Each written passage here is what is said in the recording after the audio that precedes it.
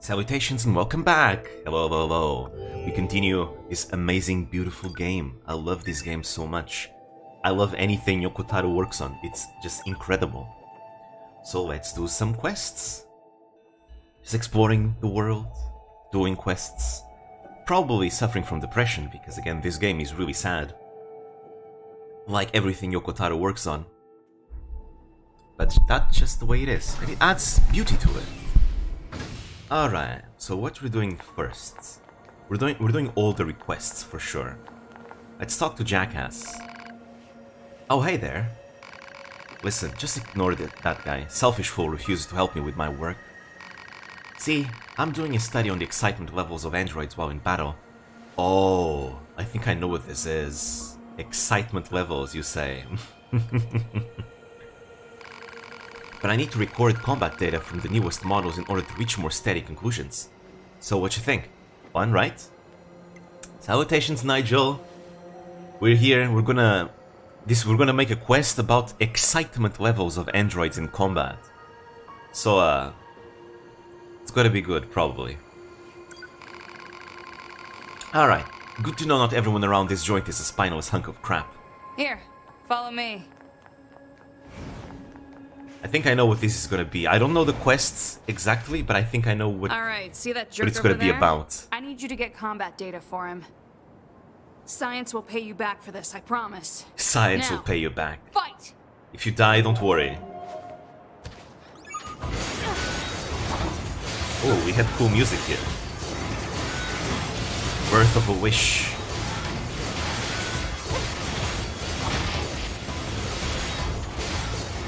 Alright. Requested mission completed. I mean, if the mission is really just combat, I'm fine with that. I like combat. Oh man, oh man, oh man. That was great!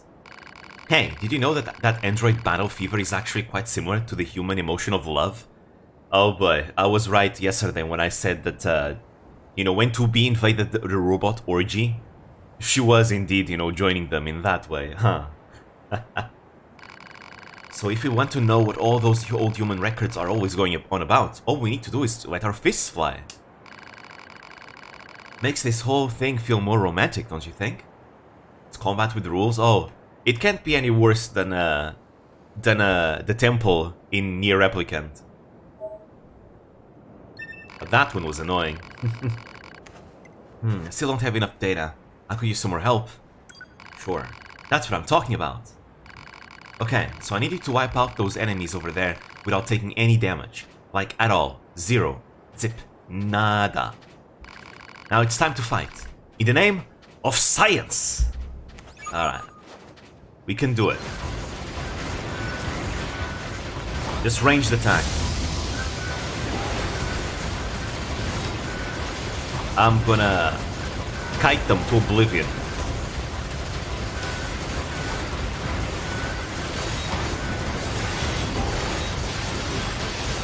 There we go, one down. Two down.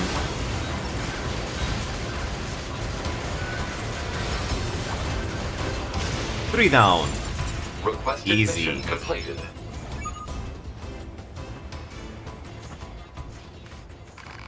Yes! I love you, Yorha goons. I really do. Just look at all these data. Speaking of Yorha goons, I'm a bit surprised you types are so intellectual. I thought combat models would be a bit more dense, less thinking, more killing and all that. Frankly, giving you any kind of intellect at all strikes me as pointless. Okay, I know why she's called Jackass now. She is a jackass. More data. I need more data! And you are going to help me, right? That's a rhetorical question, by the way. I mean, I could just say no. Sure. Still haven't had enough, eh? I like you. You've got guts. Metaphorically speaking, of course. I want you to take out those enemies over there in 30 seconds or less. Now it's time to fight, in the name of science! Alright. Melee attack them to oblivion. Ooh, can I do it actually?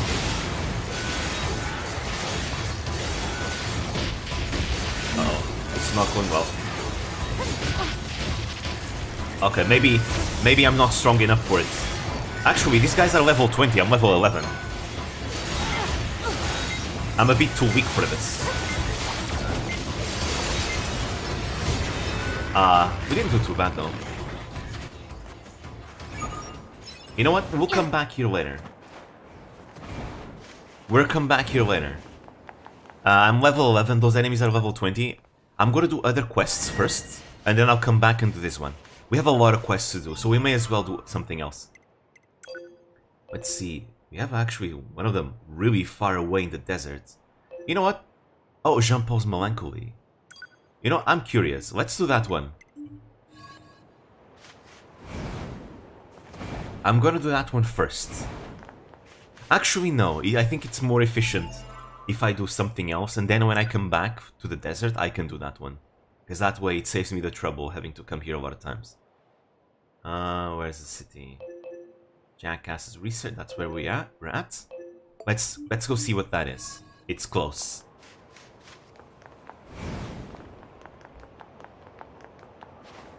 Ah. Feels fresh.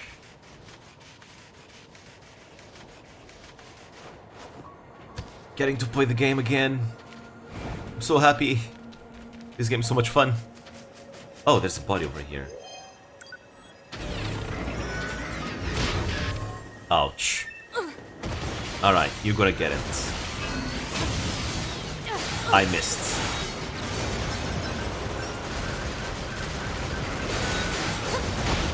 Hey, I dodged.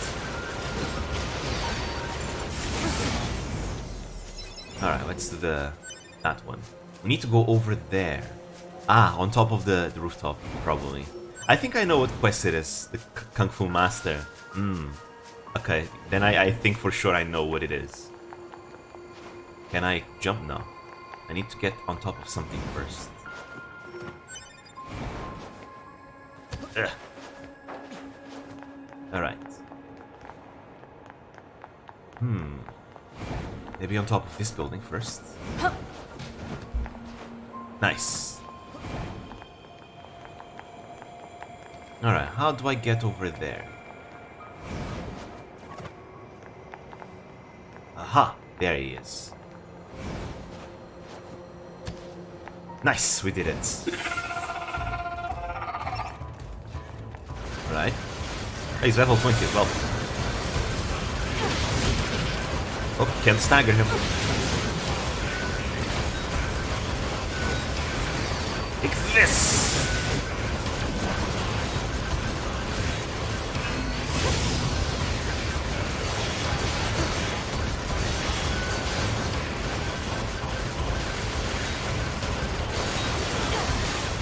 Okay. Shouldn't be too difficult.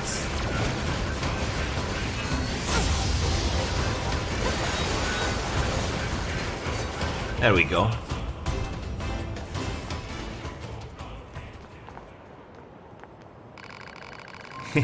Not too shabby. Not too shabby at all. I am the warrior monk Father Servo, and I seek the enlightened path through perfection in battle. Father Servo? But alas, there is only so much Father Servo is capable of on his own. Perhaps you would be so good as to aid a fellow on his spiritual journey. I'm not sure we should be helping a machine with combat training. Oh. Fear of the unknown clouds your mind, young one. What's in it for us? Father Servo shall impart upon you all his secret battle arts. I don't know, 2B, this seems pretty suspicious, what do you think? Let's help him train. Surely we can grow stronger by doing it too, right? The heavens smile upon Father Servo this day. Now then, let us start with a light round of sparring.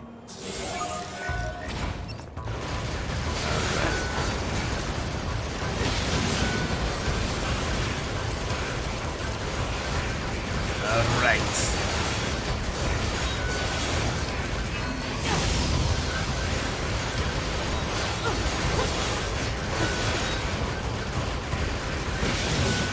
He is very tanky. I guess it's supposed to be a mini-boss, so makes sense.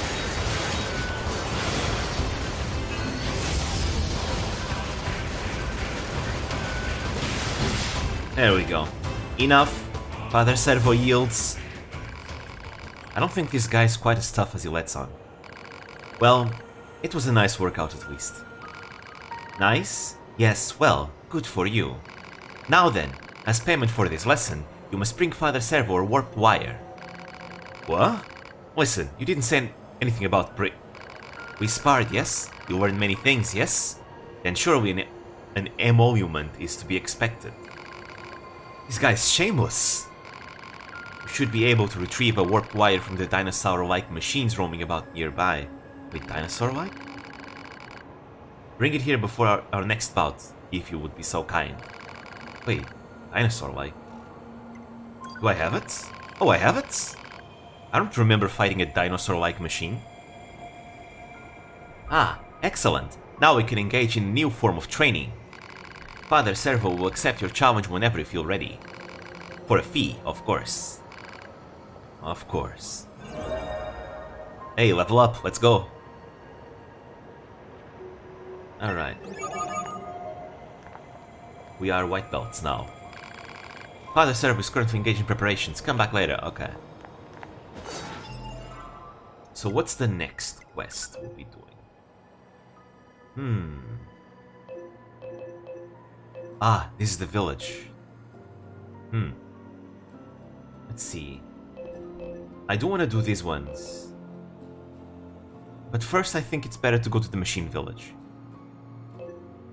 Which I have to access through here. Okay, let's go here first then. And then we'll go to the machine village.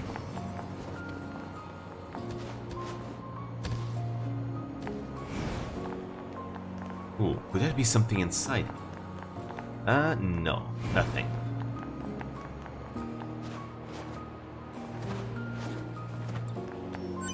I really like how flowy the jumping is. Feels really nice to move around this game. Yeah.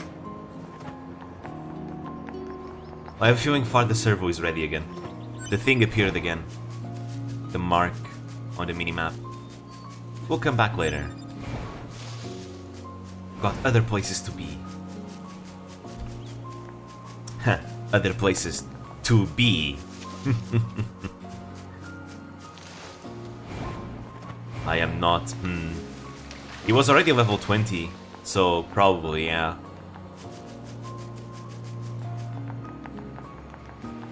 I must grow stronger. Died from cringe.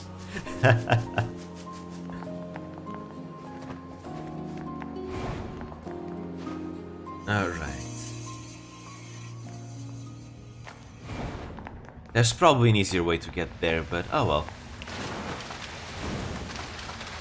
Oh, what's this? Oh, a chest. Why go there? This is the way, right? You open shortcut to village. Oh. Right, I did, I remember now. I forgot about it. Yeah. Oh well, we're here now. We're going to the amusement park though, so it's fine. Because there's a quest in there.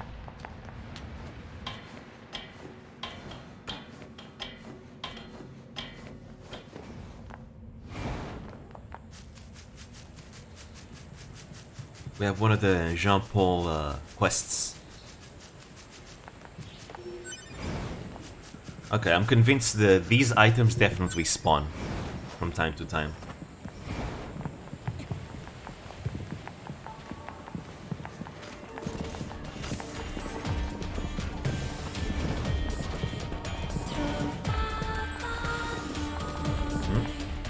Oh, thought there was a corpse over there.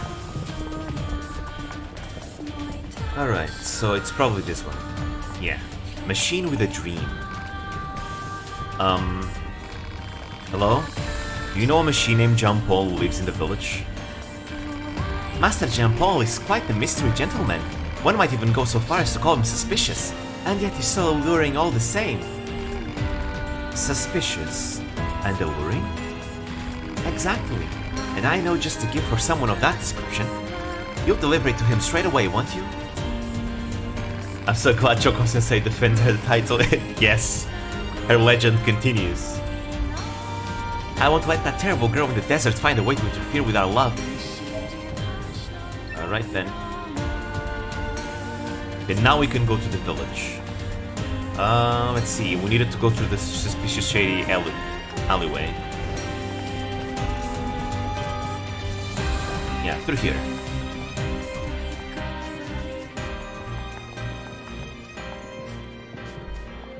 Oh, there's a box in here.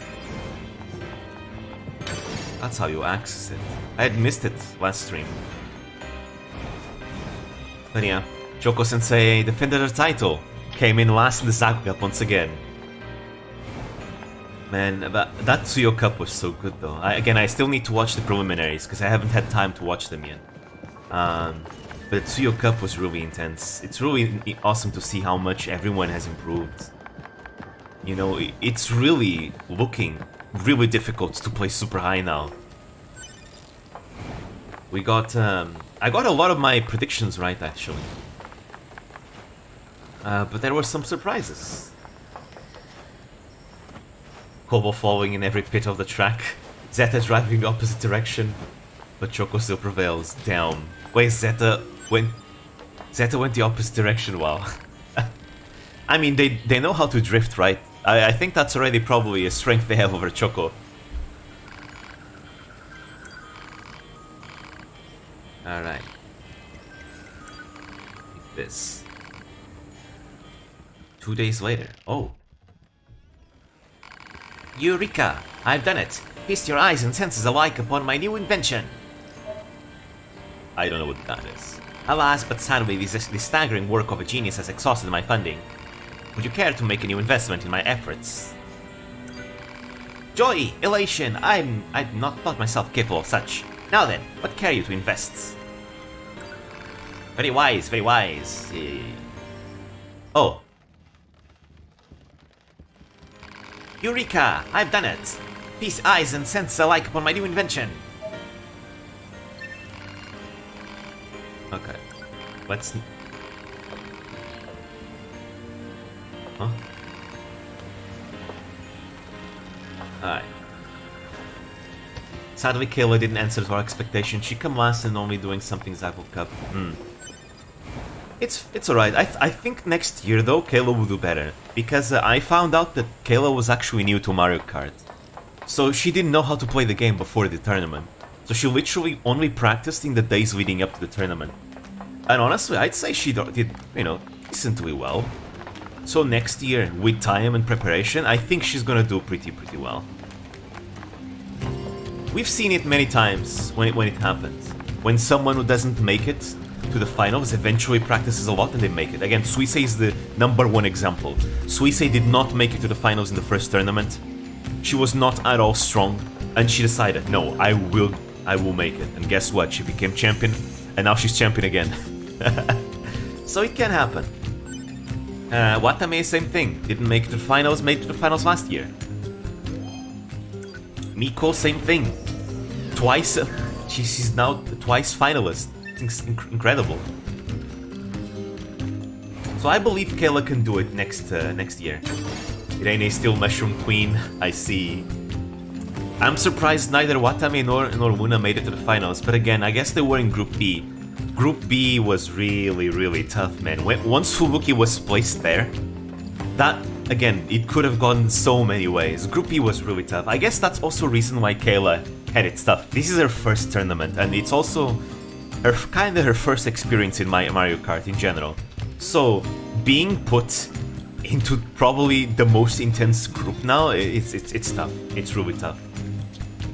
Again, I'm surprised Toa didn't make it to the finals, but keeping in mind that Toa is the host of the tournament, she has to juggle both the preparations of the tournament and hosting the tournament together with competing. It makes sense why it's a little bit more difficult for her. And it's not really her fault. And same thing for Gura. Gura, you know, she's resting. Her health has been a little bit down as of late, so she probably didn't practice as much, which, you know, is very understandable why she needs to focus on resting. She probably wasn't playing at her best either.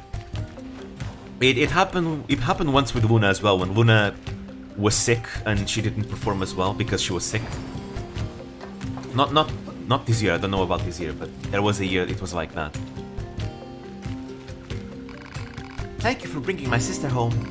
I'm feeling much better thanks to the parts she found. Please, take this. Blue ribbon. And another level. Nice. Thank you for bringing my sister home. I promise not to make my sister worry anymore. Oh, it's this song.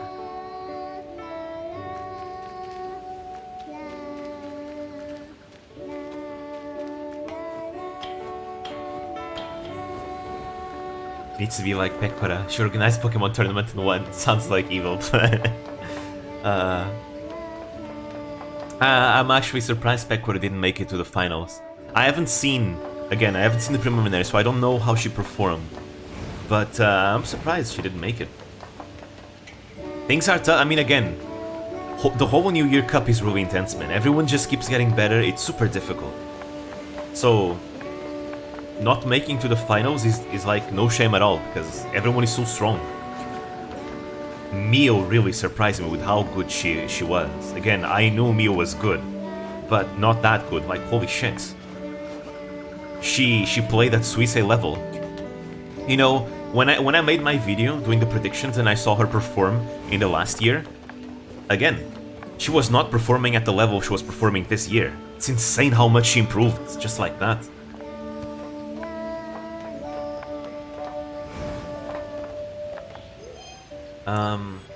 Let's see, who else? Ayame was the biggest surprise for me, because I didn't know Ayame would ever make it to finals. Because again, like, Ayame is not really a big name in the Mario Kart tournament, so it was a big surprise when it happened. Isn't this like her first time in the finals, I think?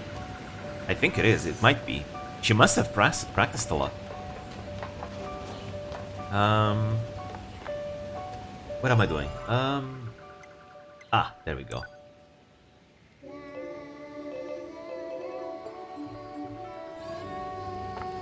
And it didn't make it to the final, but she shines in Zako Cup. When we lost to Crony by 1 point. Oh yeah, Crony ended up in Zako Cup. That's surprising, because Crony is not bad. Well, I guess it makes sense that she won Zako Cup then, because she's not a bad player. I think Crony is too good for Zako Cup.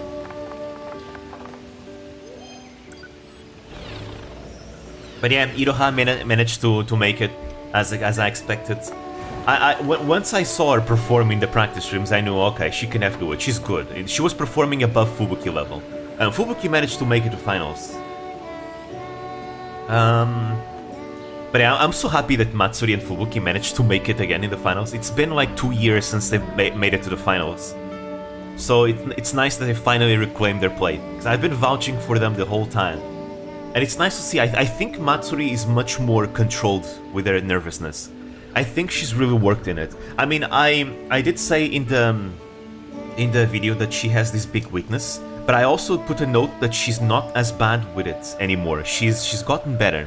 And the reason why I say she's gotten better, because back in the V-Saikyo tournament that she, together with Hoshikawa, I saw that she was, honestly quite controlled in that tournament setting. And I'd say that Apex Legends is a much more stressful game than Mario Kart. So, with how well she was actually keeping herself calm, I believe she definitely worked on her nerves. And I think that's why she made it to the finals this year, is that she's probably much more controlled compared to previous years.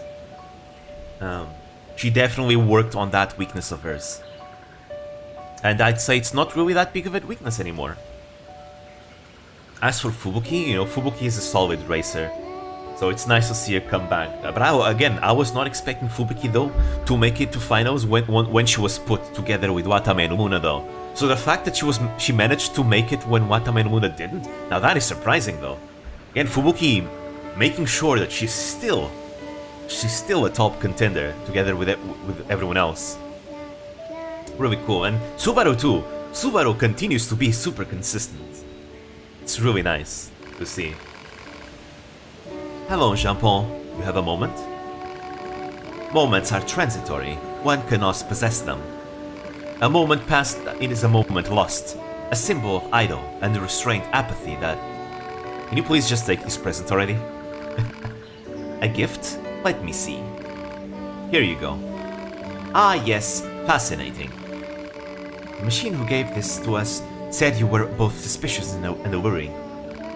It seems this so-called gift is nothing more than a piece of unadorned glass. Therefore, I can only surmise that.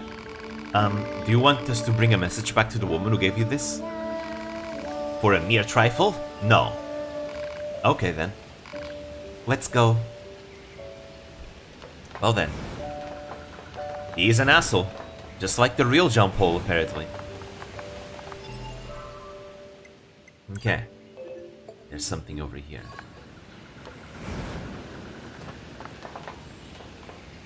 But yeah. Hoshimachi Suisei, the Azure Flash Comet, made it to #1 once again. I don't know, there's something about it that I really like. You know, while I was super excited to see if this year there would be a new champion, I don't know, I feel kinda happy and excited the fact that Suisei managed to reclaim her throne again. I mean, maybe I'm a bit biased since Suisei is probably one of my favorite Vtubers ever. But, I don't know, it's just the fact that Suisei is the reason why I'm so invested into the Mario Kart Cup in the first place.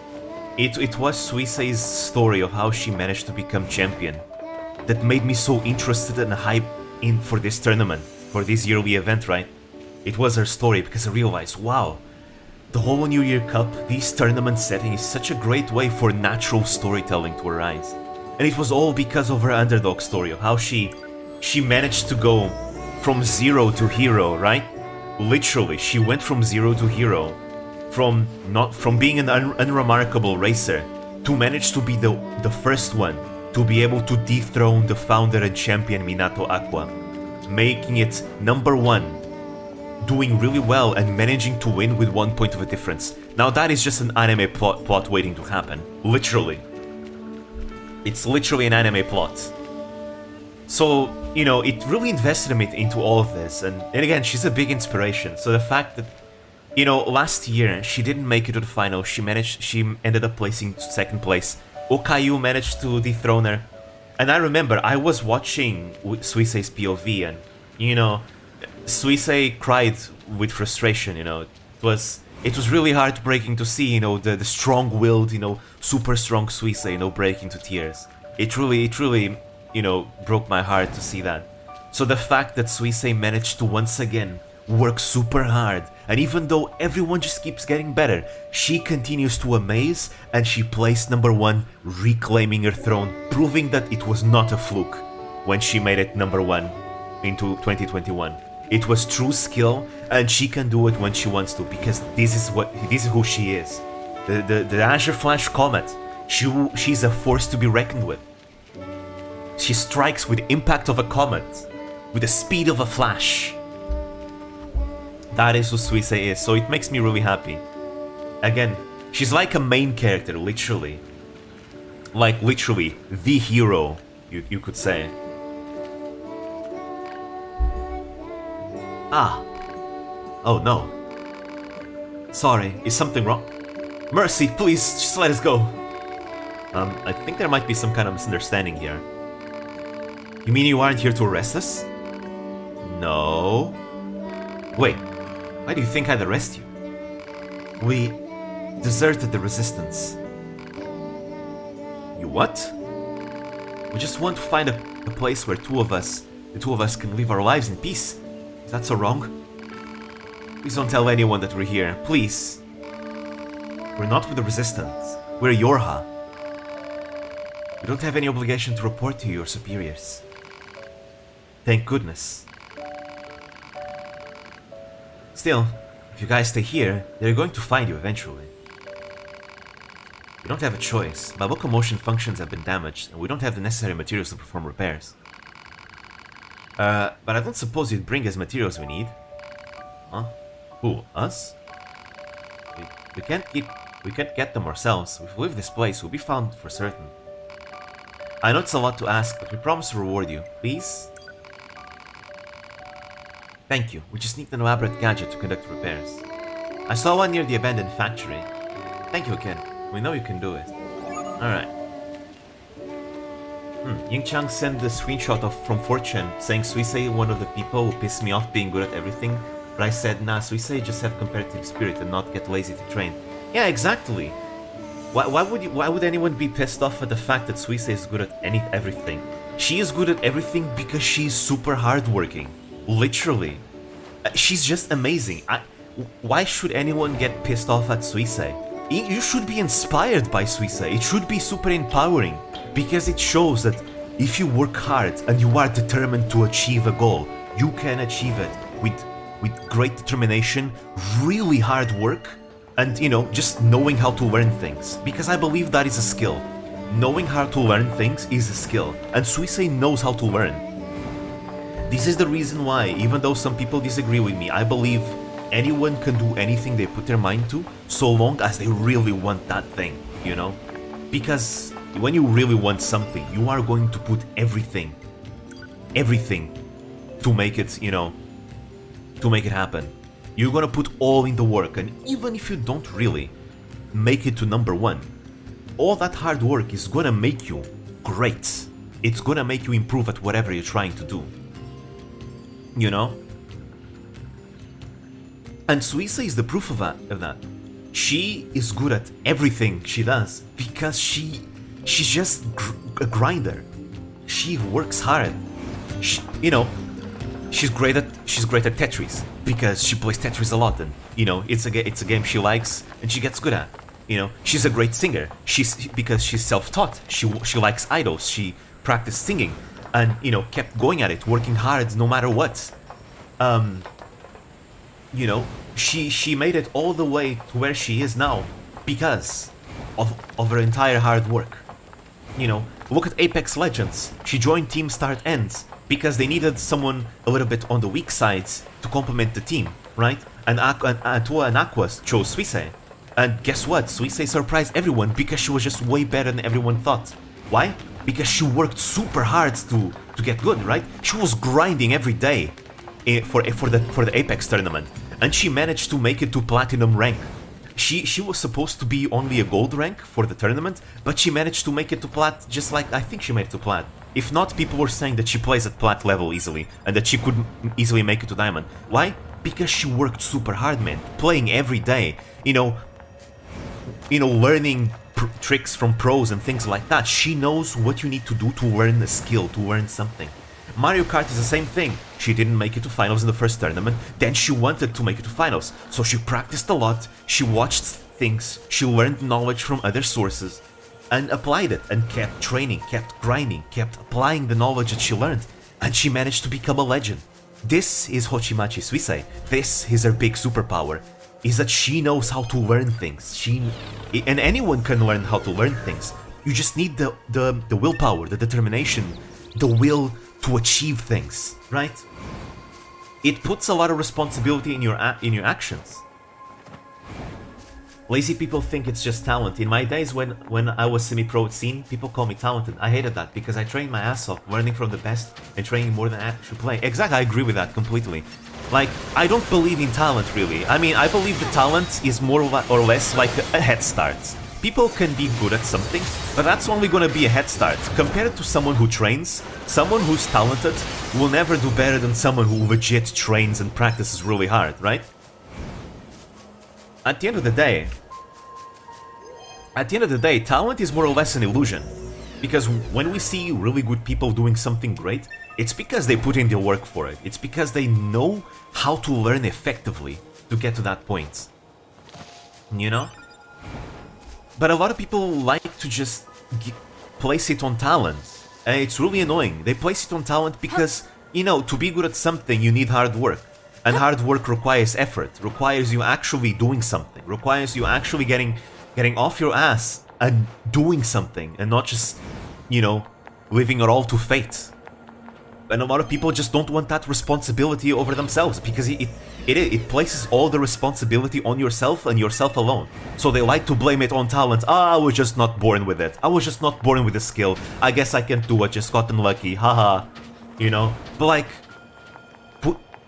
put some responsibility on your actions. You are the only one who can do a change. You are the only one who can change it and do something about it. But you're too lazy to change it. And you keep sitting on your ass doing nothing. When you could be putting in the hard work, the hours, the grind, the sweat, the blood, the tears into getting better, Suisse got to where she is, and she deserves to. She deserves to be where she is, because she put in all the work. She experienced all the pain and suffering to get where she is now, and now she reaps the rewards for it. And she continues with this mindset, that she can do whatever she wants, as long as she puts in the hard work, and she can. And I believe anyone can. And that's the best part. I'd say this should be more of a message of hope, is that anyone can do it. You just need to work hard. But anyone can do it. Is luck involved in it? Sure, there's always a little bit of luck involved. But if you try to get good at a specific skill, even if you aren't necessarily number one, if you keep practicing, you will become good. So as long as you are better than you were yesterday, isn't that a great thing? You will go far if you do that, you know? You will go far. I mean, look at Marin. She's not number one yet, but, you know, I'd be lying if I said that she's any worse than Suisse, because she's not. She's playing at her level, you know? And clearly, Marin has been practicing off-stream a lot, you know? And we can see that hard work. 3 times in top 3 is no joke in Hololive when everyone is so good. So even if Marin hasn't made it to number 1 yet, her skill is undeniable. And she continues to be a force to be reckoned with because of her hard work.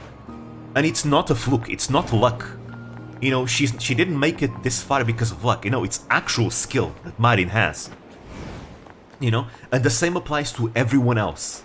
Mio, you know, Mio last tournament got unlucky, you know, disconnected during her match, ended up Zako Cup. She clearly practiced really hard. She was playing at Suisse level, made it to number 2 together with Marin. That is skill, that is not luck. Once you make it to Tsuyo Cup, it no longer is about luck. There is a clear difference between the people that make it to the top of the Tsuyo Cup and the people that are at the bottom of Tsuyo Cup. There is a clear difference, because at that point it's no longer luck. It is pure skill. Yeah, people without talent but working hard, being good at everything because they know how to work hard, and the price of being good at something. Exactly. Like, I feel like a lot of people, when they try to work hard, they just simply throw themselves at a wall and expect the wall to break.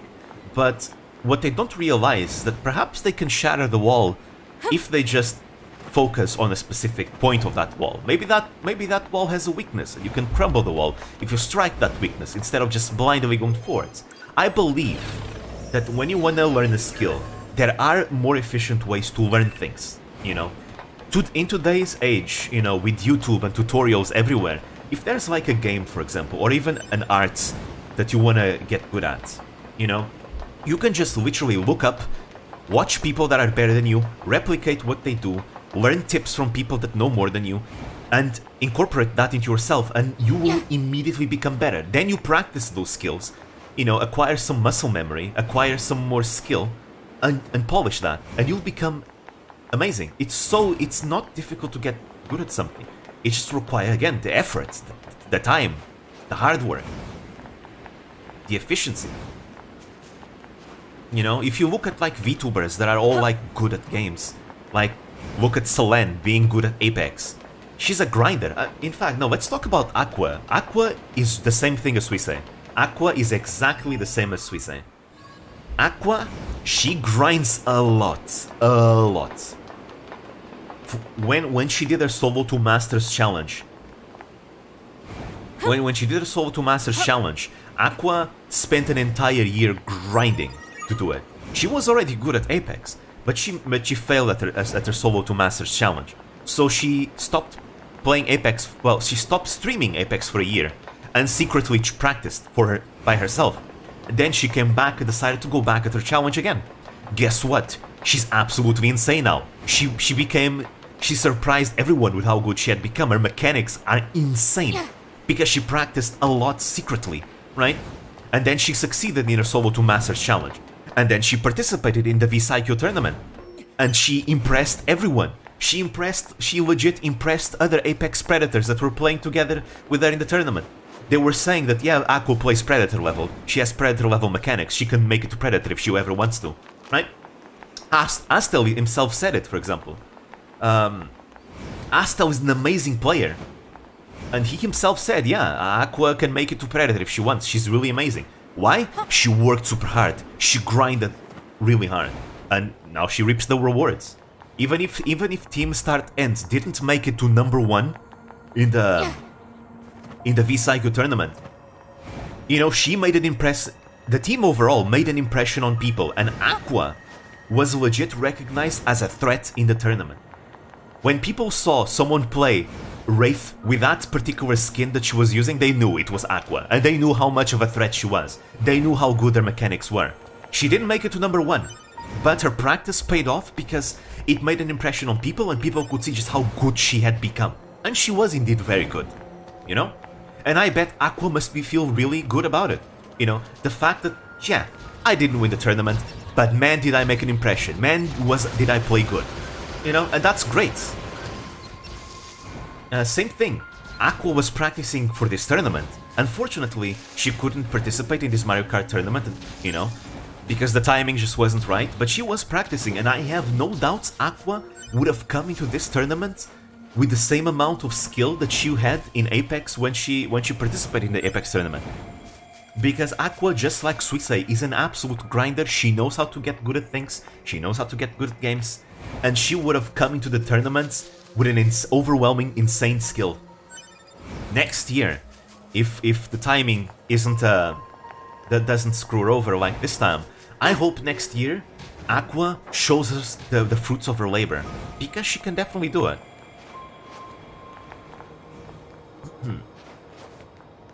She is the founder. She is the standard that everyone has been working towards since the very beginning, and she's gonna come back for her throne. All right, let's go to the desert again. Goddamn, I feel so passionate about this rant because this is legit a conversation that I've had with a lot of people many times, man.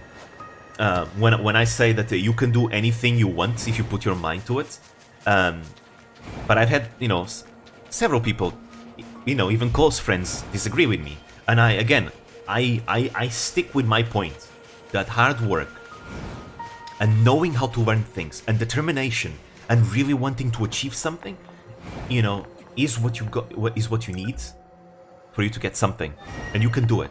You can do it. I believe that the mindset, the mentality is a very important point. This is why when I made my video about the tournaments, I put in Suisei's stats that she has an overwhelming willpower, because that plays into her skill. Her overwhelming willpower, it's that winner's mentality that, yeah, I can win, I can get good, I'll do it. And she can. That mentality is what helps her go forwards with everything she does.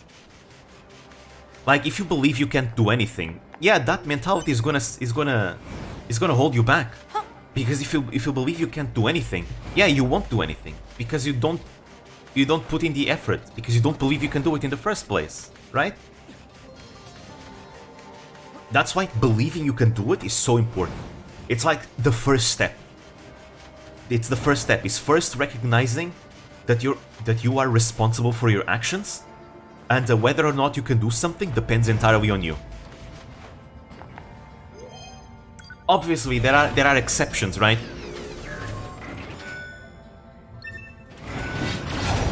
Like, obviously there are exceptions, right? There are just situations where it's not your fault.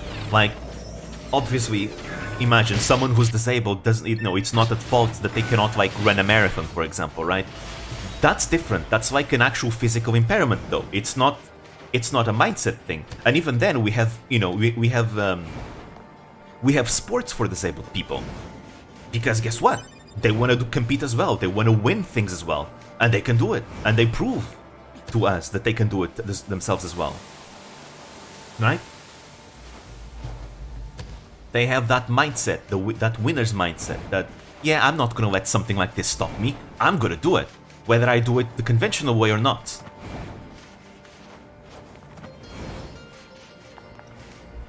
Toa is good at shooting, but her main strength is making fastest and right decisions. Yeah, because Toa is the one with the most experience in tournaments, in Team Start End. So that's why she was the in-game leader of the team.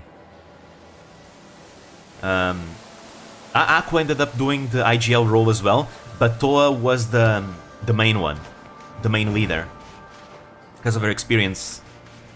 That's why she was captain and lead team to victory. Yeah, exactly. And Suisa is okay at shooting, but she's super reliable. And yeah, and she's really good at learning things. So like they needed a weaker member to make the team balanced, right? Because Aqua was worth 10 points. I think Toa was worth 7 points. They needed someone a little bit weaker, right? And they chose Suisei because she was like a gold level player, right? But you know, a lot of people were saying, "Goddamn, getting Suisei in their team is a steal because she just gets too good super fast." So even though she technically for the tournament was a gold level player, she was playing like as a plat level player because yeah, leading up to the tournament she practiced a lot, and guess what? She got really good. That's the strength of Suisei, is that you can count on her to be way better than she actually appears to be. You know, if you need a team member who's supposed to be a little bit on the weak side, you can count on Suisei because she's always going to end up being better than you expect. Making rest decisions, giving info, cover choke points, doing Toa's call immediately. That makes a really good team, and it was a pleasure to watch them play. Yeah, I think the one thing that was holding them back is the fact that they didn't have a coach. I think a coach would have been really good for them because I mean most teams had coaches, right? But they couldn't have a coach because again, Aqua wasn't really comfortable with that. You know, she's super shy. But still, though, they performed really well for a team without a coach. I rooted for them for the tournament.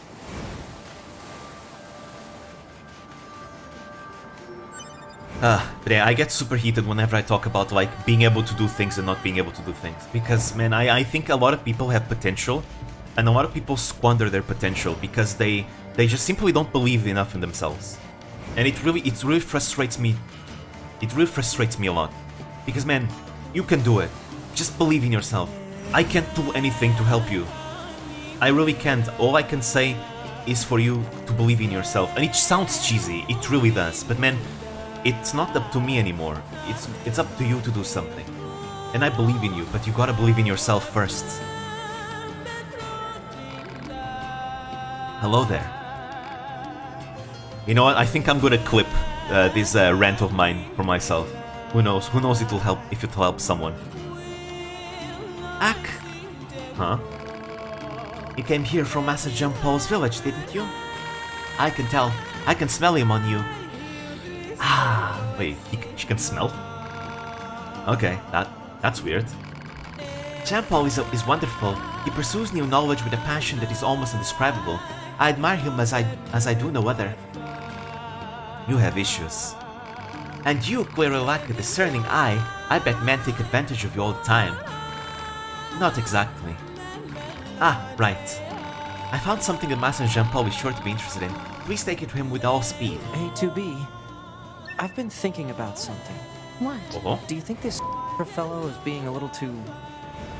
Why? I don't know, glorified? Why was Jean-Paul That's certainly one way to put it. censored? Anyways, I really look up to Suisei. Suisei is one of my favorite Vtubers for sure. Like, the reason why it's so difficult for me to choose a favorite Vtuber is because I like many of them for completely different reasons, right? I really like Specora because she's an amazing entertainer who is the villain, right? And I like that. She was the one that got me into the rabbit hole, you know? I just love the fact that she makes herself to be the villain. Because I myself like to be the villain whenever I do something, right? And she's just super entertaining and funny, right? But then we have Suisei, and I like Suisei for completely different reasons. Suisei is just someone you can look up to. Like, if there's like someone that is worth being called a role model, it's Suisei. And I know it's not really responsible to call people role models because, you know, obviously they're humans, they're fallible, you shouldn't expect them to be perfect. Suisei certainly isn't. But like, I just think Suisei is a big role model in the sense that she is someone you can definitely look up to, you know? She is this, you know, absolute powerhouse of a woman cool. She wants to do something, she can do it. And that is something admirable that, you know, you can look up to that. You can look up to that and replicate that. And try and have the same mindset that she does. I look up to Suisei a lot because of that. You know, Callie is very much the same way. Callie has a very similar mindset. Maybe that's why both of them get along so well. It's because Callie has this, you know, winner's mindset that, you know, people hate me, people tell me I can do things, but you know what? I'm gonna get stuff done. You know? Hello randomness. Welcome to my rant. Where I feel frustrated about people hating on Suisei because she's too good at everything.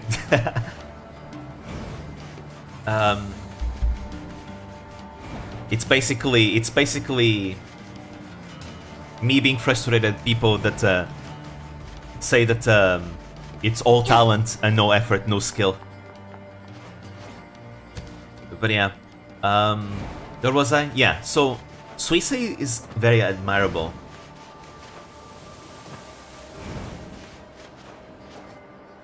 But yeah, Suisei is one of my favorite VTubers because I just look up to her attitude. Her attitude, the fact that she can do things. It's the same mindset that I go for everything, you know? And that mindset hasn't failed me this day. I mean, it's not like I don't experience failure. You know, just like Suisei experienced lots of failure, I've also experienced my fair share of failures many times, you know? And yet I don't let those failures, you know, set me back. Sure, I didn't succeed in that, that's fine. I got better trying to do it, you know? I got better trying to do it.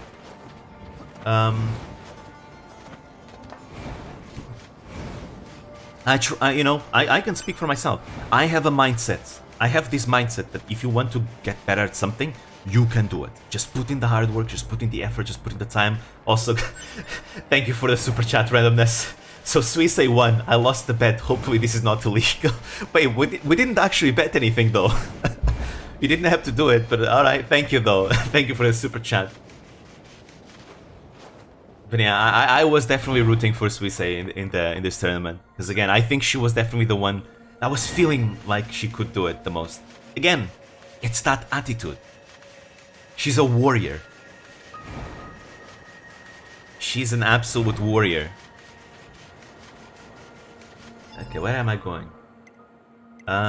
Right, so like I was saying, I have this mindset of trying to do anything I want to. Because, I mean, think about it. What do you lose by trying? You don't lose anything by trying, right? I mean, you might say, yeah, but you're just wasting your time. Look, we're all going to die one day. I want to be able to die without any regrets, and that means I want to be able to die knowing I tried doing everything I wanted to do. You know? That's my mindset. I don't want to have any regrets at the end. So I'm going to try and do everything I want. I want to try, have a blast, you know, have fun, and achieve as much as I can before I go, before my last breath, you know? Not trying my best would be a disservice on my entire existence. That's what I believe in. You know? It's basically me disrespecting myself at that point. You know, I want to have some self-respect for myself. So I'm going to try and achieve everything I can, and let's see where that leads me. And I believe I can do it. I can absolutely do something and get good at something if I want to. Look, everything I've achieved so far is all things that I decided to do by myself. Every single one of them. And I've experienced way more failure than I have success. You know? Back when I was in school, my grades were not the best. To be fair, I didn't really study. That's kind of my fault, I suppose. But, you know...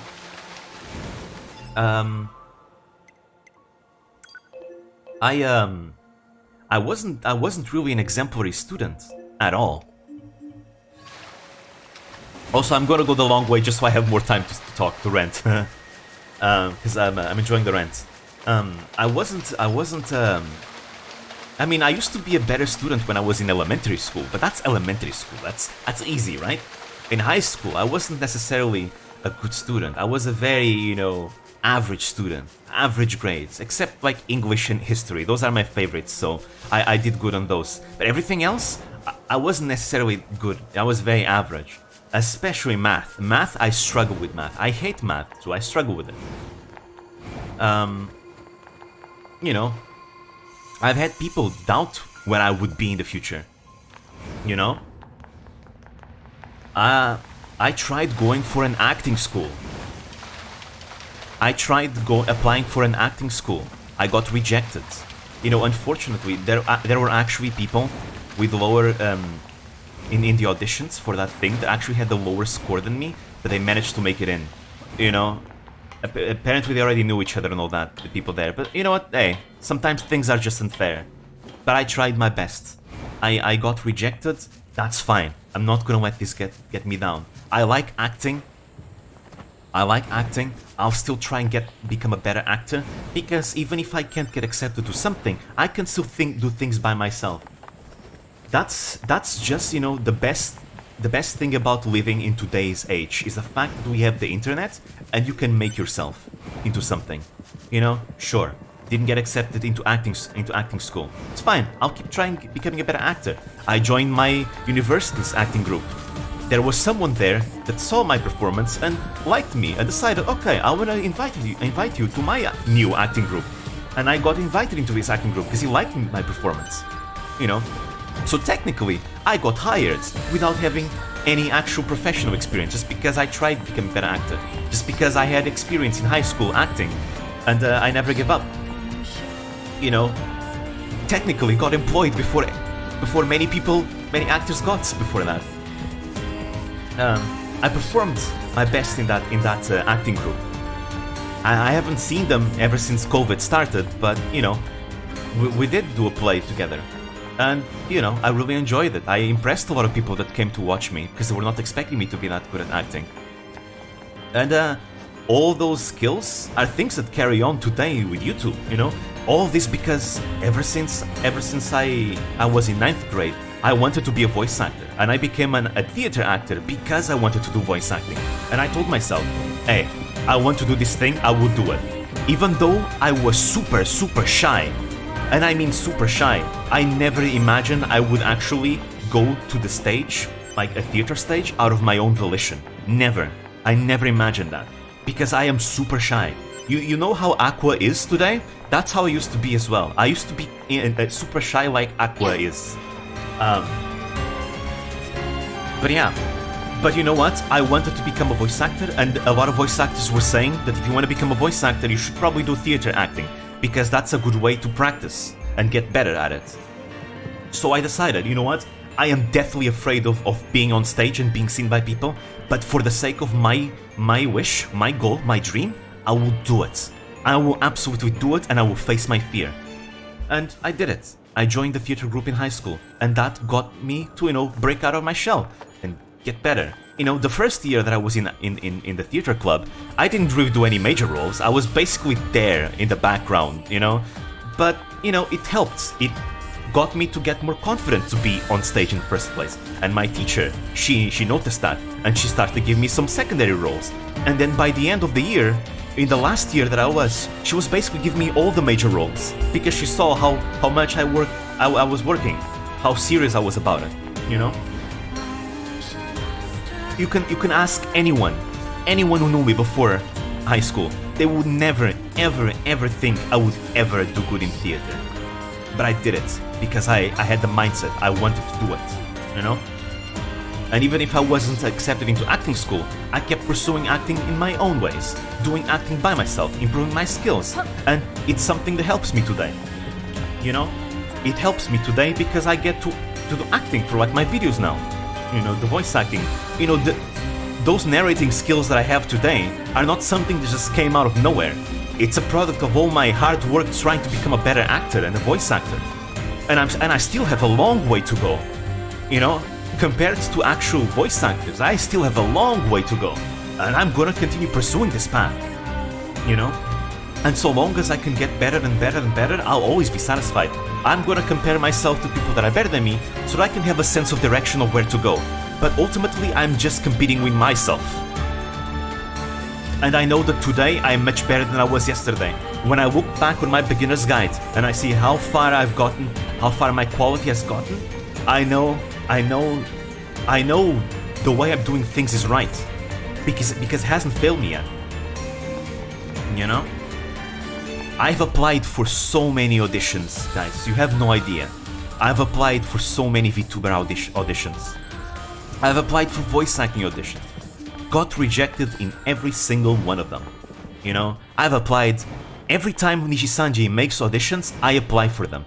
Every time Holostars makes auditions, I apply for them.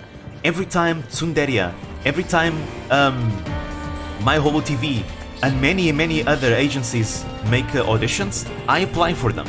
I got rejected in all of them. Actually, My Holo TV actually once gave me a message saying that they actually enjoyed what I did, and fortunately it wasn't what they were looking for. So that was just unfortunate, but you know, I really appreciate that, because it shows me, you know what, I keep trying, but this is like the best answer I've gotten so far. It's like telling me that I'm definitely getting better as a candidate for like an agency, you know? And even though I continue to be rejected, hey, that's alright. That's alright. I don't know if it's okay for me to talk about like me being rejected in all these auditions, but this is stuff of the past, so I guess it doesn't matter because it's stuff that already happened. Regardless, hopefully this won't hurt my chances in the future with any other agency that I'm talking about right now. But you know, I keep trying and I don't demotivate because you know what, me trying to get into these auditions makes me more competitive, makes me better. You know, I didn't know how to edit before I started my YouTube channel. I decided I'm gonna learn by myself. I'm gonna look up tutorials. I'm gonna try and replicate and do it myself and see how others do it. And guess what? That's exactly what I did. Now whenever I see people react to my videos, people tell me that my editing is one of the highlights of my videos. And I never considered myself a good editor at all. I just literally decided to learn by myself because I thought, okay, I want to do YouTube videos. I gotta become an editor then. Because if I want to make good YouTube videos, I need to learn how to edit them. So I learned how to edit by myself. You know, it started out scuff. Obviously, it started out really scuff. It starts out scuff for everyone. And Nigel can tell you guys, you know, the wide Mikaya may as well be a meme for him because my editing in my first video was terrible, right? But that was the starting point. That's where I started. You know, it got me experience. And with each video, I would improve. And today, I am where I am today. My editing is much better. My quality has improved much more. Because first I had to suck before I got good. That's simply how it is. You shouldn't demotivate just because you're bad at something when you start out. No, you should remain, you know, determined. You know, before I figured out proper audio quality, it used to be terrible, and I still think I can get better.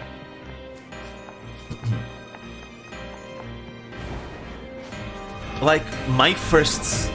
I see, for example, a lot of people that want to become content creators.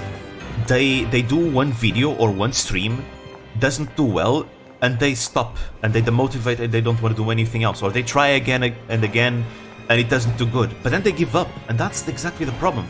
Look, you're failing. You suck. That's fine. That's fine. You're getting experience. All those experiences that you're getting are going to build up to your skill later on. You know? It's normal. My YouTube channel had 24 subs in its first year. 24 subs in 1 year. That's nothing. That's terrible. But I kept at it. I didn't give up. I kept trying new things. I kept trying to improve. You know? And suddenly I struck gold with the beginner's guide. But it's not just because of the theme. It's also because my videos generally became much better than they used to. And now I am where I am today. Maybe it's not as much as some people have gotten, but I'm happy nonetheless. Because this is the best I've ever been. You know? That makes me happy. It's the best I've ever been. And I've truly become much better than I used to. And I want to continue getting better. And I'm not gonna let any failures, any failures, tell me otherwise. No matter how much people might tell me I suck at something, no matter how much people might tell me that, oh, you should just give up, you should just stop, you shouldn't do that, you know, you just suck at that, you know, you'll never be as good as X person. Look, none of that is ever ever going to stop me from doing what I want to do. No one telling me that, oh, that sometimes it's just things you can get good at. You should just do that. Like, none of that will ever prevent me from trying to achieve everything that I want. Because I know that so far, everything that I work towards has built up to me getting better at my skills. And even if I may not be recognized yet for many of my skills, I know one day maybe they will have the recognition. Regardless if they have the recognition or not, my own satisfaction, I have my own satisfaction with my own skills improving. It's the same thing for writing. Look, guys, I spent 5 years writing an entire story. That story got rejected by every single publishing house that I went to. And today I look back at that story, yeah, I guess it wasn't that good. But you know what? Those 5 years were not a waste. I'm a much better writer now because of them. I can write much better things now because of them. And I love writing. Guess what? Those writing skills are what allow me to write other things today. And I continue to write short stories, and, I'm working on a novel as well. Yet another example. Was I rejected multiple times? Yes, I did. Do I care? No, because I can observe that my skills have improved as a result. Do you see why I admire Suisei so much, and I see Suisei as, like, probably my #1 role model? It's because of that. Suisei, to me, is proof of my life philosophy.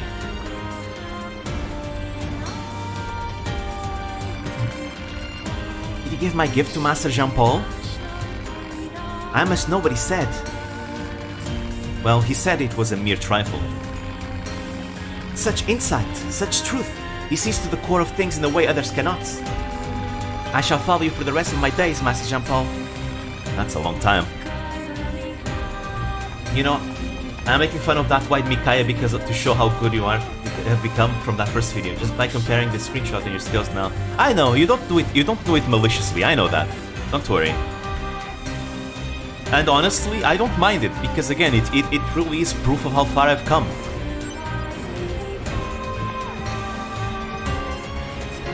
Plot twist, which got applied to new Tempa's wave, he just doesn't want to say us. Honestly, guys, if I ever succeed into getting an agency, most likely, unfortunately, my content in this channel is gonna,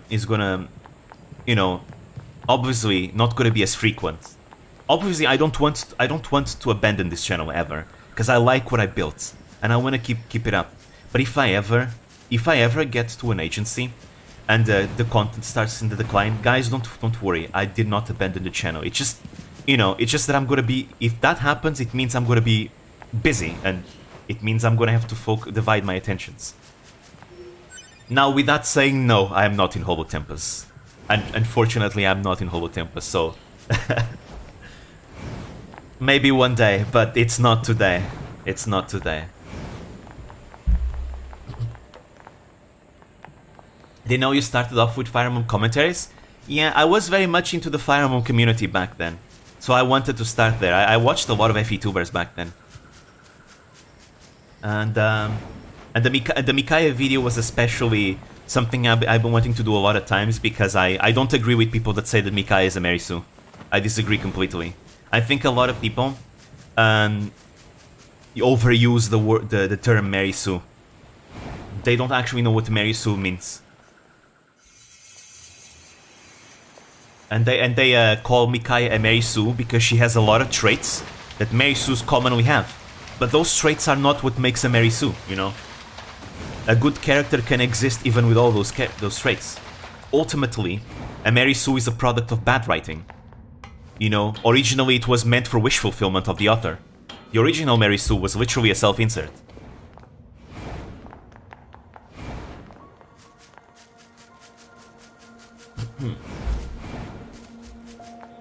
Mikaya is not a Merisu, and I think everything that she goes through in the game makes sense. It's not bad writing. It literally makes sense. Like when people say that, oh, she shouldn't be admired by people so much because she's not actually that competent. I mean, think about it. she has survived so far. The Dawn Brigade manages to go through their chapters just fine, right? It's difficult. It's true they're not that competent, but they still manage to get by, and that actually is shown through gameplay, because you, the player, struggle to win, because it's so difficult. The Dawn Brigade is so bad, right? But they still do it because you, the player, does it. Don't worry, I'm not gonna spoil anything, actually, Nigel. But they do it. They manage to do it because and you, the player, also managed to do it. That's like story gameplay integration. That in spite of them being so bad, you still can do it, and that means they succeed. And that's why the people admire the Dawn Brigade so much, because in spite of all that, they still manage to succeed. They're like the underdogs. They inspire the weak to rise up, you know? And even if Micaiah has been relying on a special power, you know, that's fine, that makes sense. And, you know, once she cannot rely on that power anymore, she starts to break. That's good writing. That's literally good writing.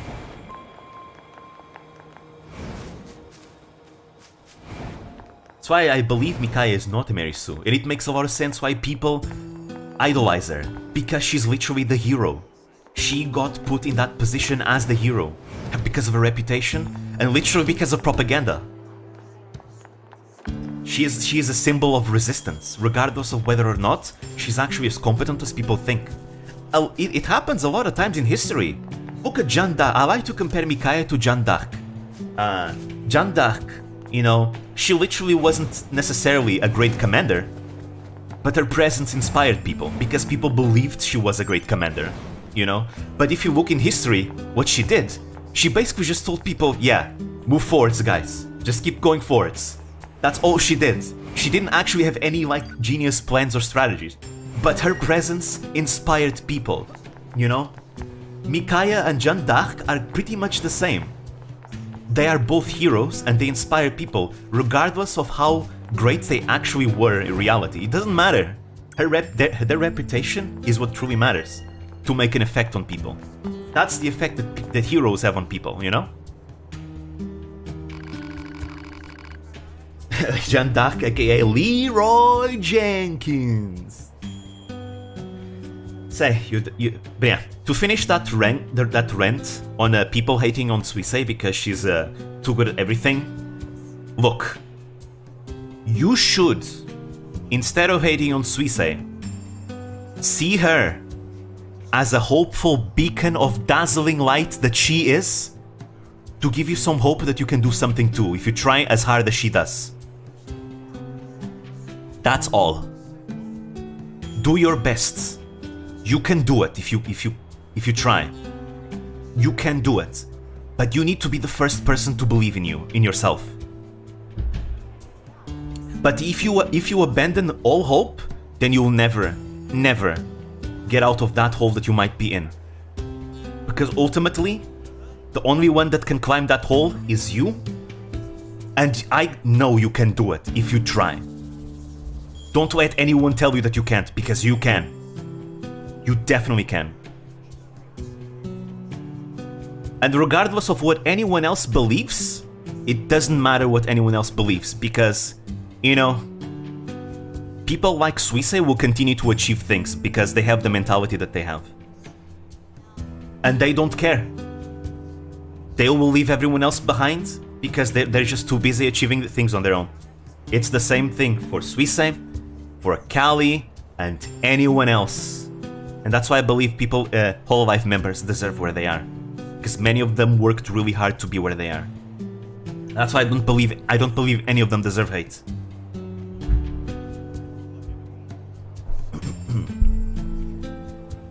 But, you know, it's as I say, a lot of people don't want to put responsibility on their actions. They like to leave it to chance, you know, to luck, you know, fortune, maybe talent and things like that. And I think that's a mindset that holds people back. I really do.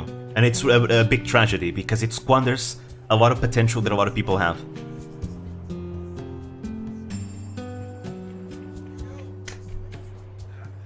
One of the things that I like the most about the VTubing community is the fact that we get to see so many amazing people, so many skilled people, managing to achieve what they want to achieve, you know, and do what they want to do and expose their skills out there.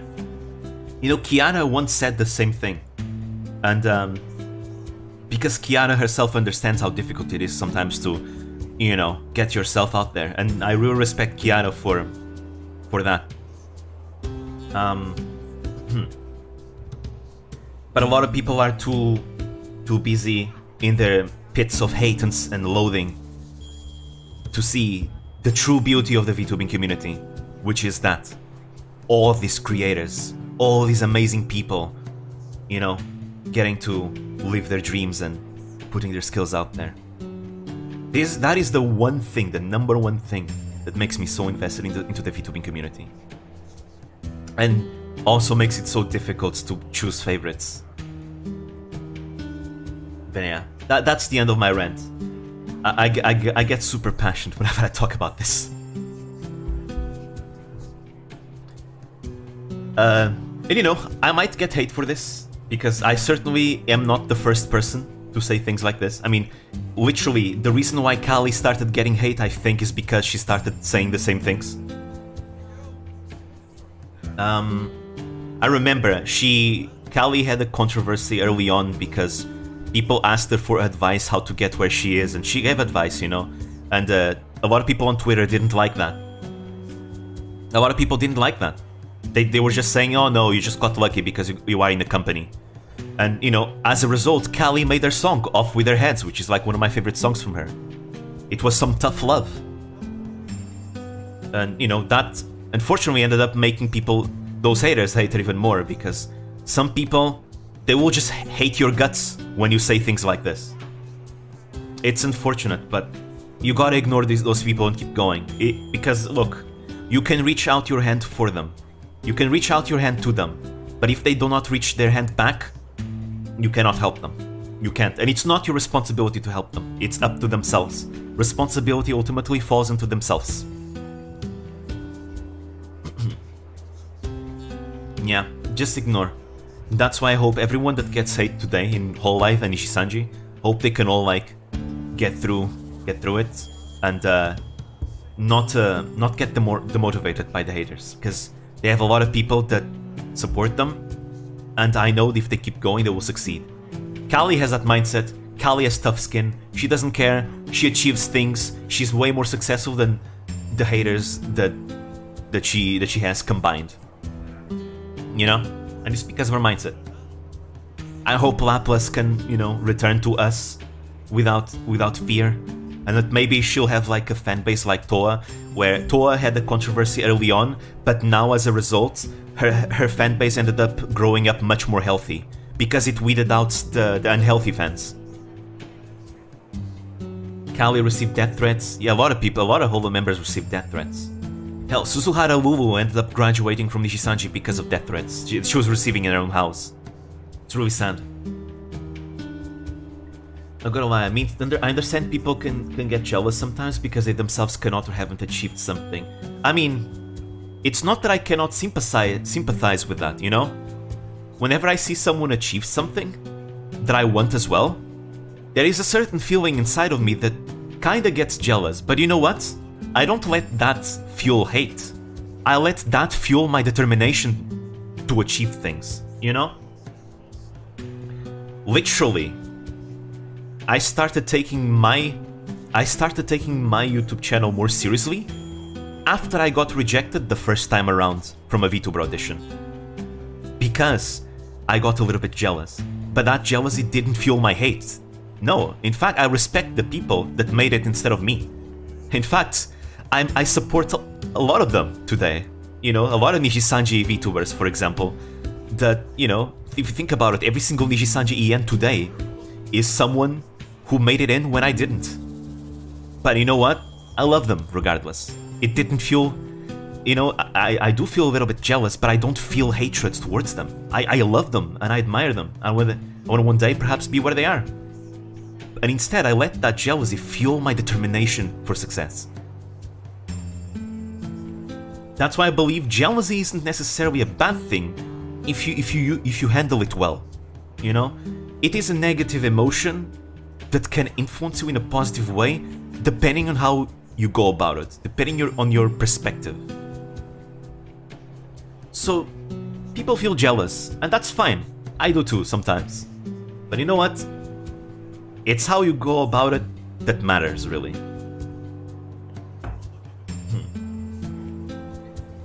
We have some Toa Sims in our Discord channel. Hey, Toa is great though. I love Toa. Again, another self-taught singer that achieves things. Let's be honest, one rule solves them all. Think of what others will feel before you think about yourself.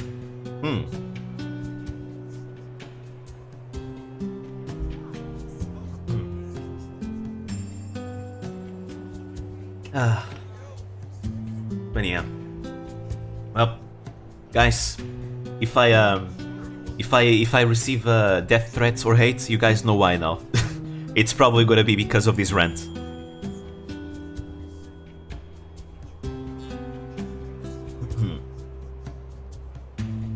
Say, you're the new Yorha models, aren't you? Yes, we are the newest, now that you mention it. Do you need something? I bet new models like you... Oh, okay. This is also one of the reasons why I respect Pipkin Pippa a lot. Because Pipkin Pippa, she herself has gone on rants because of people that just hate on people that achieve things. Like people saying that, oh, Gura just made through the audition because she already had like millions of subscribers before she joined Hololive. I mean, yeah, sure. So what? She already had a proven track record of her skills and everything else. If you want to have the same treatment, then get to the same point where Gura is. Go get yourself a channel with millions of subscribers and then apply to Hololive, see if you can get in. That's simply it. You know, the hard work of Gura before Hololive is there. She didn't make it in by luck. Or because, oh, they just went with numbers. She has the skills. The numbers that she has are proof of it. You know, one person doesn't get 2 million subs out of nowhere. But yeah, so I remember Pippa went on a super giant rant on people criticizing Gura or just hating on Gura because of that. And man, I respect her so much after that. I really respect Pippa. Again, she's not afraid of saying what's on her mind. I really like to hear her rants.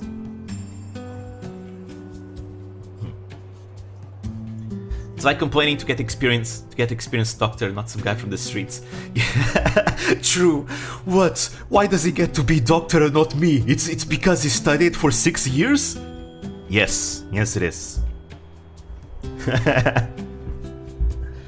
No, legit. There was actually someone who on the internet actually was complaining as to why does a doctor have more say than him about vaccines just because he studied more.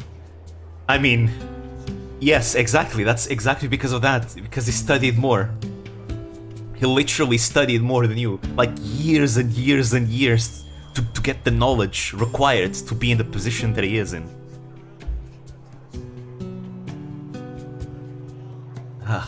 You know, this is why I am a big advocate for stating the obvious. You know, we have the whole meme of no shit Sherlock and all that, but I am a big advocate for stating the obvious, you know? Because I feel like the obvious tends to be the most forgotten. Because it's the obvious, right? And I think a lot of people tend to not put much importance on what's obvious and what's not obvious. You know, like when I say silly things where in order to win, you need not lose, right? It sounds obvious. It's like people die when they are killed type of thing, right? But I really believe in that. If you want to win, first try not to lose. If you can ensure you do not lose, there you go. Then you can look to win.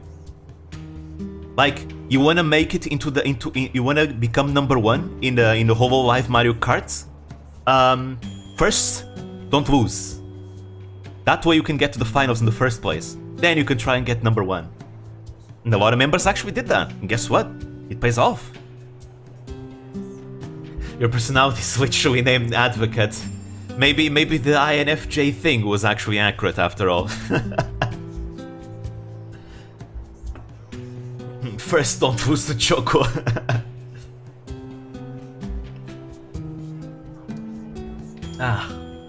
But yeah. Don't lose. You know, actually Sun Tzu said it in The Art of War. That is that the key to invincibility lies in the defense. The key to victory lies in the attack.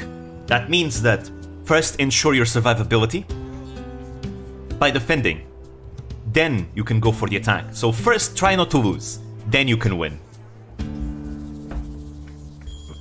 Make sure there's no weaknesses the enemy can exploit. Then strike at their weaknesses.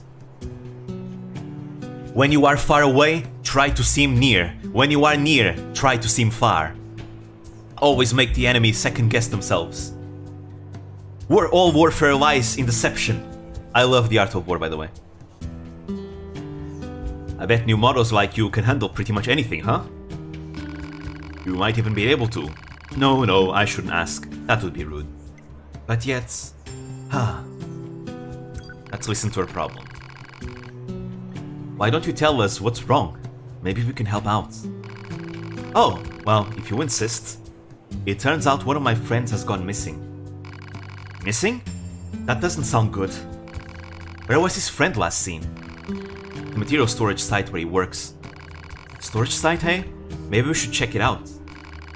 Oh, please, would you? Without him, please. Let's see where they are. Oh, it's over here? Huh. I haven't been paying much attention, actually, because of this rant.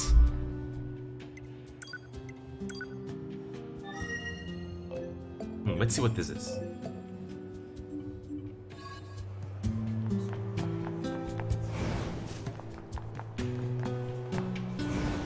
Alright. Not an enemy, that's going to continue the main story. We have quests we want to do first. Oh, nope. Where are they? Popola, Devola! Over here. Aha! Up, to be? You're bugged? Okay, oh, there we go. Why can't I stop thinking about it? Stop thinking about what? Yeah, what? Who are you? We're with Yorha. An Emily told us to make ourselves at home. Oh, right. So, what can't you stop thinking about? Oh, it's just... one of my friends has a box that makes music when you open it. And I can't get the damn song out of my head. Just so beautiful. Never had heard anything like it. And to make it worse, I can only remember the first part of the song.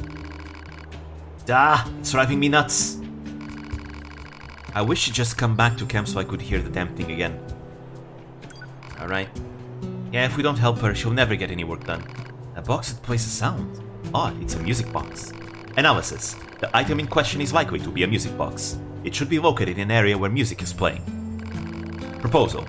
The local amusement park would be a logical area for reconnaissance. That's some fuzzy logic there, Pod. But hey, might as well try it, not like we have any other leads to go on. Anyways, we are the ones not getting anything done because of the rants.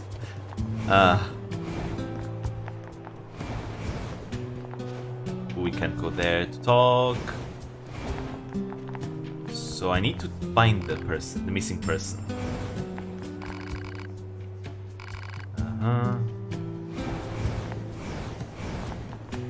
Actually, I feel like there's probably a place that I can get in, but I haven't found yet. Let me check.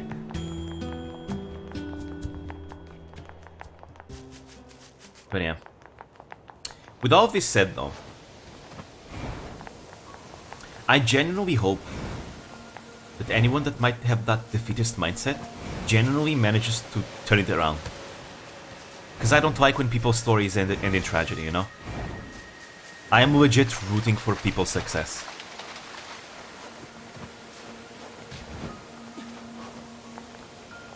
Like, I don't want them to just get screwed just because I disagree with them.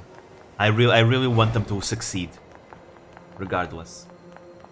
Is this the PC port? Any visual accessibility options? It is the PC port, yes. As for visual accessibility, you mean the graphics? We have the graphics. I think they're already at the highest, though. I put them at the highest. The PC port is not very good, I know. It's very unoptimized. Aha. How can I access... Ah, I think I know how to access that.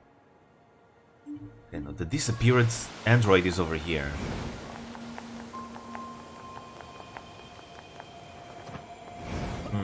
Pulling people to fight you in defense is quite a good strat, because usually when people are offensive, the first position makes them look bad and make them second guess themselves of what they are doing.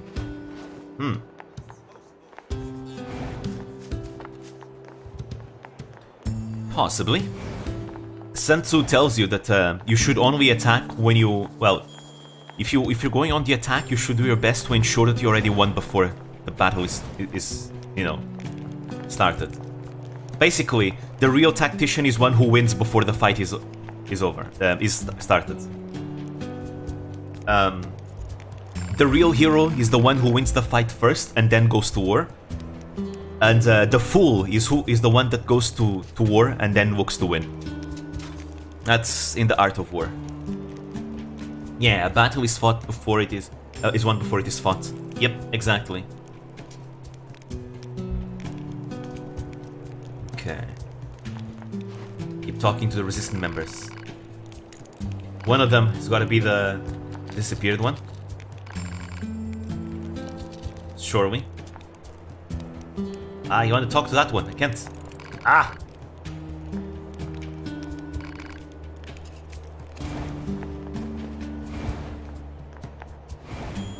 I wonder if it's any dialogue. Let's talk to those two.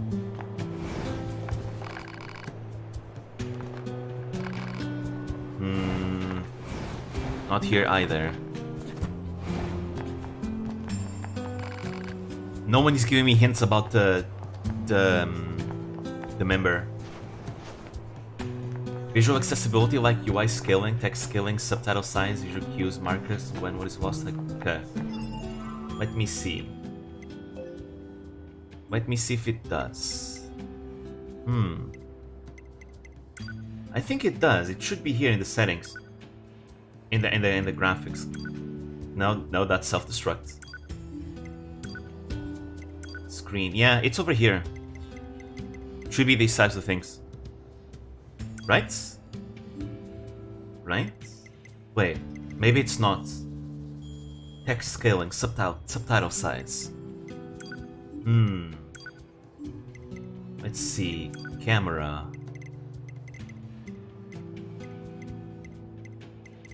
Not here. Maybe it doesn't? That's not it. No, it's not here. But that's not size. Move it lower in screen settings? Oh? What do you mean? Is it this texture filter? Lower. Fidelity FX level. The problem is I don't know what any of this means though.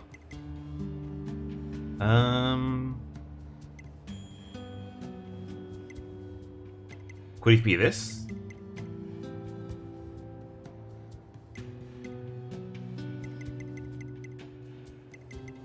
Nah, always okay? Okay. I have the graphics at max though, so I think there's nothing more I can do. The PC port is very badly unoptimized. I think there's mods for it as well. People have made a mod where you can actually improve everything about the graphics of the game.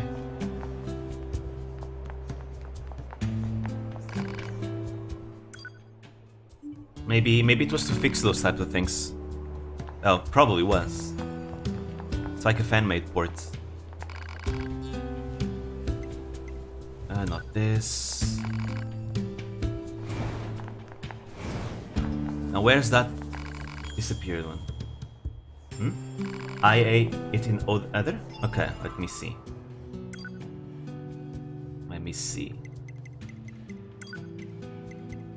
Settings. Other. Ah no, the other is different. the restore defaults is basically put all the settings to the defaults. That means it's gonna put it. It's gonna lower the graphics, I think. And the self-destruct is a game mechanic.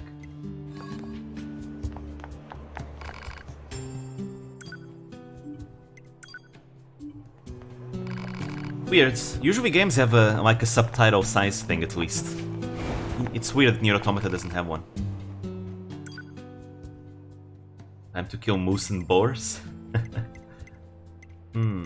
Right, I should have done this off stream as well.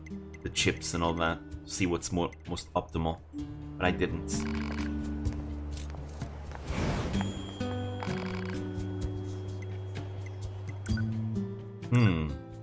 I don't know where the missing android is. It's supposed to be somewhere around here, but I don't know. This is a series of deadly slashes. Ooh, this sounds cool.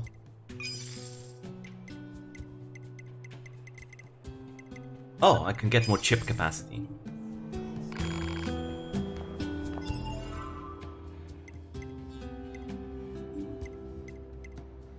Okay, thanks for taking time to check. Cheers from the Philippines. Thank you. From the Philippines, eh? I learned some Filipino from watching Millie. Salamat is how you say thank you, right? Swagapino, woo! I learned some Tagalog from watching Millie. Mahal kita, Pogi. I love Millie. She's great. Okay, what is the thing that chips? I still get a bit lost when it comes to this whole menu thing. Okay. All chips. Salamat pagi?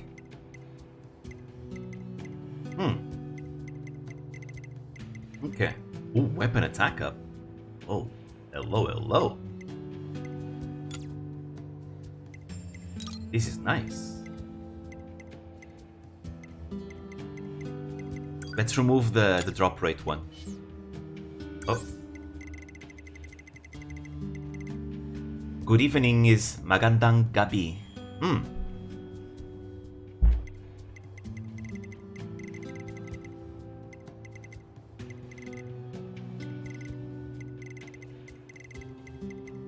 Ah, there we go. It's this one.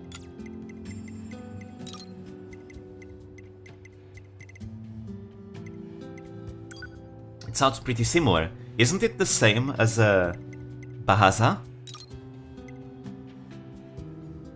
I think both Bahasa Indonesia and Bahasa Malaysia is the same, right? Not really? This salamat? Mahal kita Pogi means I love you handsome, by the way. Yep, I know. Some words are the same, but most aren't. I see, okay. Like how Chinese is a Japanese. Okay. Let's see, do I have space for another attack up? Ooh, I can fuse these two actually. I don't have space for anything else probably. Ooh, more movement speed, I'll take it. Nice, our strikes are 10% stronger now. That should make a difference.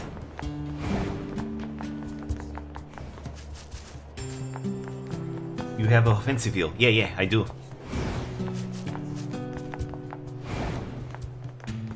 Now where can I find that missing android, I wonder?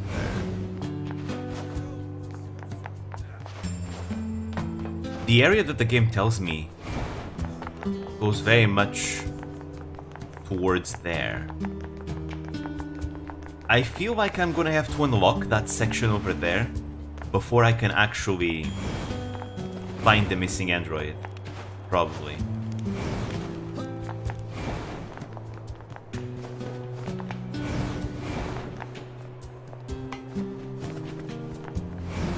And Pretty is Ganda, right? Hi, Ganda. Oh. Oh, I had to talk to that thing. Okay, there we go. Figured it out. Nice. Speak, friend, and enter. Melon.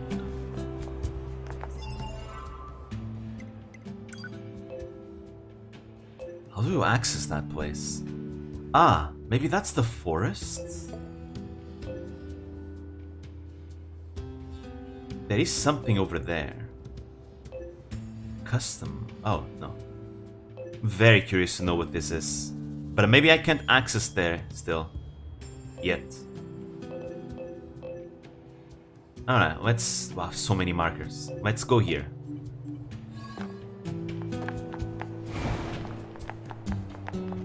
I guess today's stream is mostly side quests. Side quests with a side of ranting about things.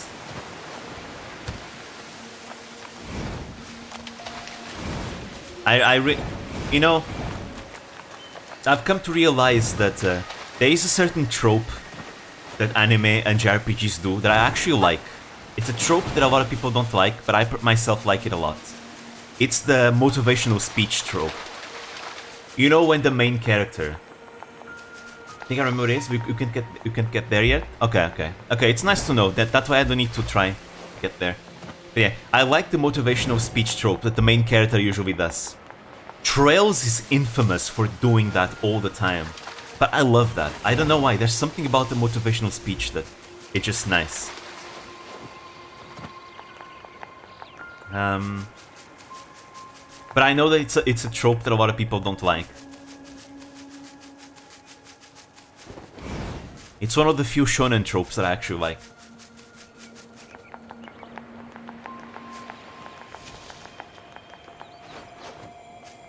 It reminds me of the video of the Japanese fisherman telling you to never give up.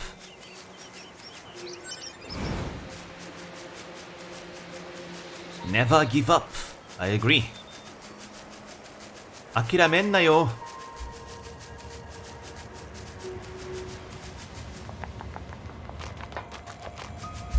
Okay. Ooh, I can definitely feel the movement speed be a little bit higher. I am definitely running way faster with that new chip.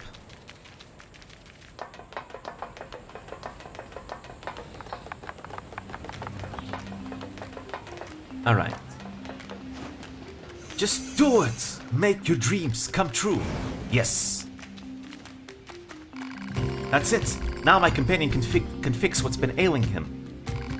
I'm so glad we trusted you. We'll leave this place as soon as we can. Please pray for our safe passage. Nice.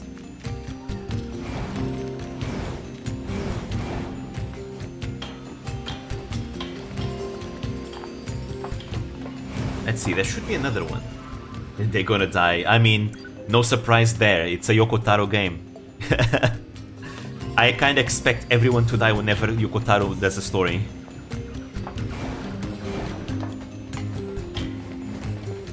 In fact, I'll be more surprised with who doesn't die rather than who dies. You'll put George R. Martin to shame. He literally wrote a manga called Thou Shall Not Die, where a lot of people die. Indeed, is there any purpose or need to the objects we find in the world? Consider, if you will, this place, or this village, or even myself. If such a... We're here with a present for you. A present? Of what sort? It's a fossil. One of your followers asked us to deliver it to you. I see. She said you were indescribably passionate when it came to learning, or something like that. A mechanical fossil, no use at all. You want us to tell her anything on your behalf? Or?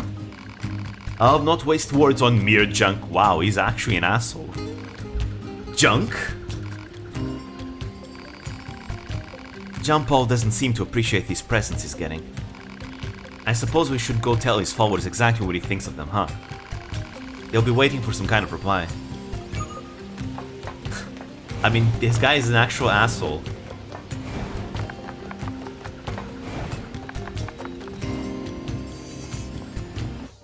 You know, like, people are giving him gifts and he's calling them junk. Damn. Oh, it's good here. I mean, again, the real life Jean-Paul Sartre was apparently an asshole too, from what I've heard, so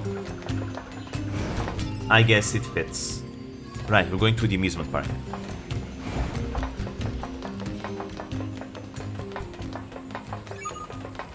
Oh. The Wandering Couple updated. They probably aren't in the village anymore.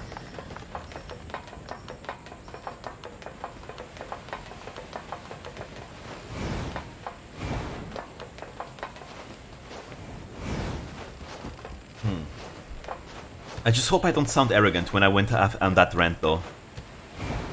It's a big fear of mine to act arrogant, because I feel like I sometimes definitely do sound like it. I'd say it's probably one of my flaws. I do not mean to sound arrogant, though.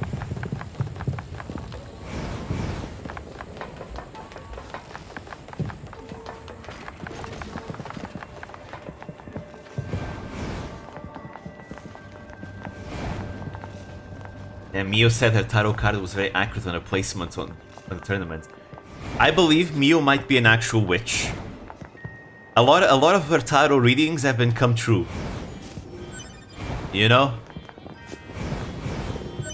Is this the music box she was looking for? Man, this thing is all rusted over. Look, a corpse. You think the box belonged to her? Poor girl died a long time ago by the looks of it. Let's bring this back to her friend. Okie dokie. That Kami in Okami just isn't for show. Eastern witchcraft, let's go. Alright, we have to go all the way to the desert.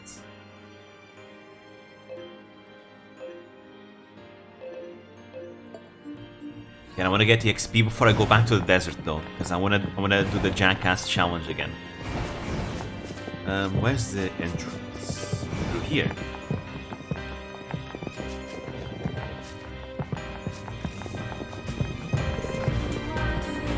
Oh, that's the opposite way. Shattered earring. So Shio is just a witch cosplayer like Marin, and maybe the real witch was Mio all along.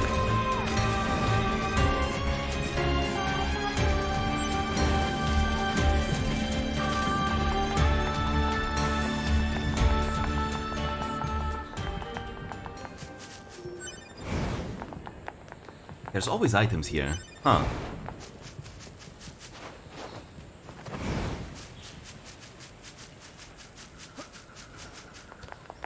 Shion was Mio's daughter.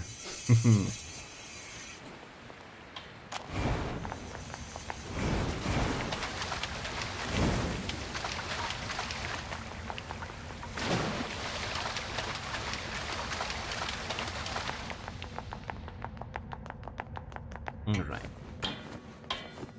Up we go.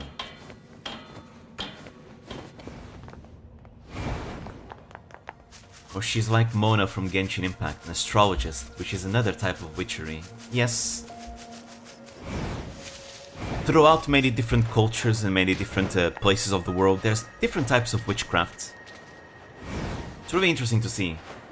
Divination, I think, is as much a witchcraft in the West as it is in the East, I think.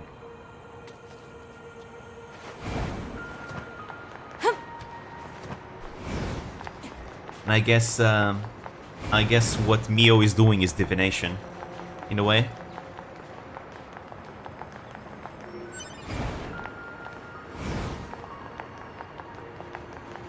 I mean, people can kind of predict things by judging how they act, but don't expect to be very accurate, though. Definitely. Then again, a lot of these things tend to be very much based on the interpretation. I don't know anything about tarot, so I can't really say, but from what I've heard, the meanings in tarot can allow you to interpret anything, really.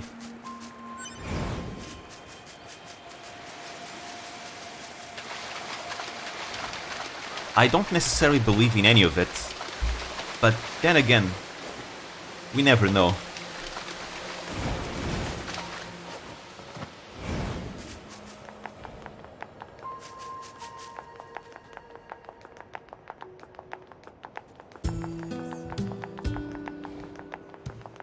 Wait, wasn't there something here?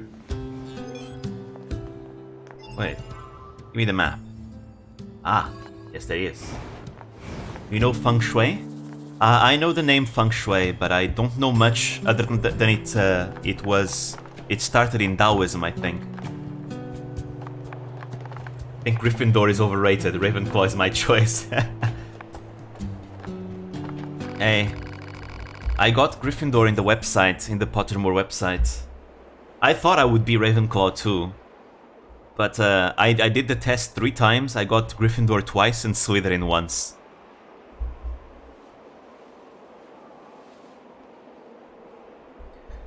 Excuse me, is this the music box you were looking for? That's it! Where did you find it?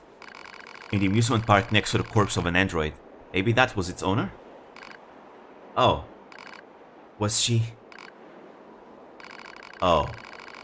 Well, it's awfully rusty, but with a little work I should be able to get it playing again. Of course. Thank you for bringing the box to me. Now I can finally concentrate on my work again. Oh, and you two are welcome to enter the back anytime you like from now on. Yeah, so she knew that dead android was her friend, huh? That is sad.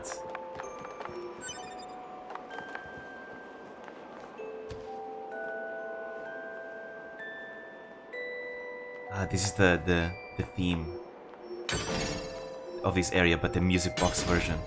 It's pretty beautiful.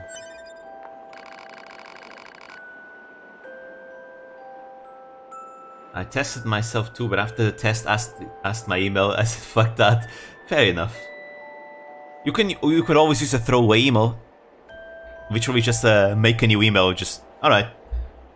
There we go. So I feel like it is getting accurate. In my office, my boss hired a feng shui sensei of sorts. They did say that office has poor luck for health. Oh. I mean, then again, it could also be that the conditions in the office might not be the best.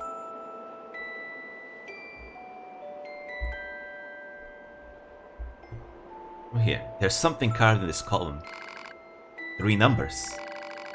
I wonder if it's a set of coordinates. Target point, maybe? Or a hidden location? No way to tell. I'll add them to the map regardless.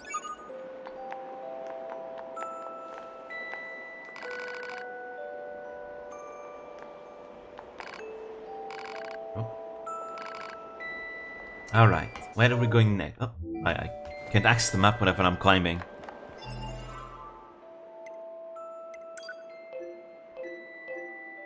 Oh, the couple is in that place now. I think that's gonna be the forest area, probably.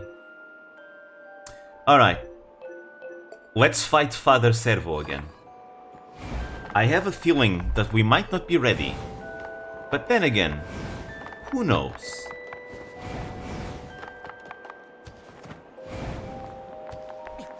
I believe.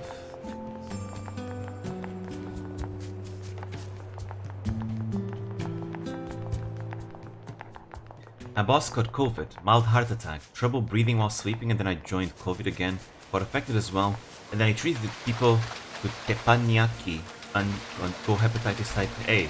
Damn, that's a lot.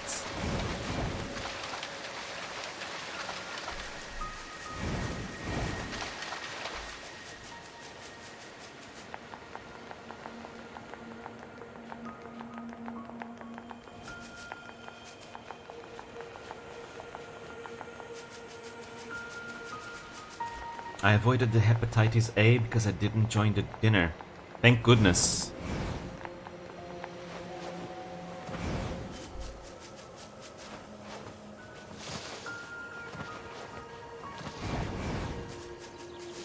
Alright, right, I need to kill Moose.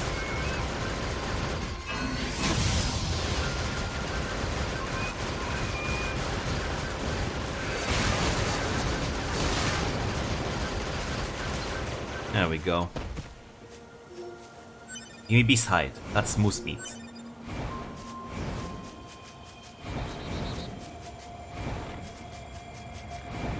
Wait. This is... What place is this? Oh, that's not where I want to go. That's the wrong place.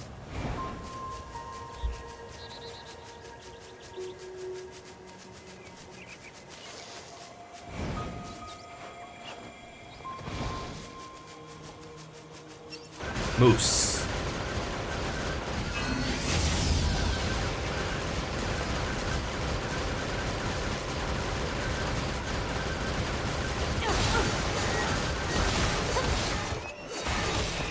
Sweet-chan wa kyou mo kawaii.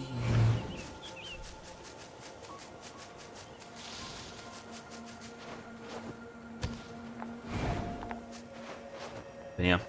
I'm already super excited for the next tournament. I think Aqua. I think next tournament is gonna be Aqua's rise to power once again. The next season, Holo New Year Cup 5, Aqua strikes back.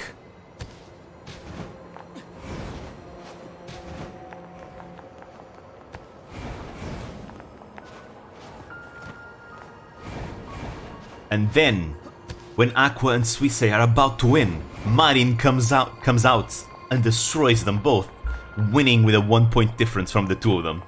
That would be really... Imagine if next tournament, Marin wins the tournament, and Aqua and Suisei both tie for second place. That would have been insane. That would have been actually insane. Between the rivalry of Aqua and Suisei, suddenly Marin becomes the actual winner. That would be funny. Again, that's the cool thing about these tournaments, is that regardless of the outcome, there's always some storytelling element that can arise from it. Regardless of it. The first tournament, you know, it was the first tournament. We got to see the rise of Minato Aqua, the founder, the first champion. You know? Oh, had the servers use your previous gift to make himself stronger than ever. Would you like to test yourself against the new modification? Yeah. Okay. So, after that, in the second tournament, we got the rise of Hoshimachi Suisei. You know, the underdog who managed to go from Zako to champion. 0 to hero. And she was the one who dethroned Minato Aqua. Another storyline, right? Season 3. The champion, Hoshimachi Suisei, known to be indestructible, invincible, is taken down by a new challenger. Well, not really new, a former veteran, Okayu, who takes down the Azure Flash Comets. And we also see the rise of Gura as well. In this tournament, Suisei comes back, reclaims her throne from Okayu. But unfortunately, Aqua can't participate. Next tournament, the storyline will be Aqua comes back after having lost her position in the second tournament. Not even gone to finals in the third tournament due to her being grinding Apex Legends instead. And then not being able to try to reclaim the throne again in the fourth tournament because of the wedding. Now, in the fifth tournament, she returns with a vengeance. And imagine if she returns way better than everyone else. Oh, that would be glorious to see.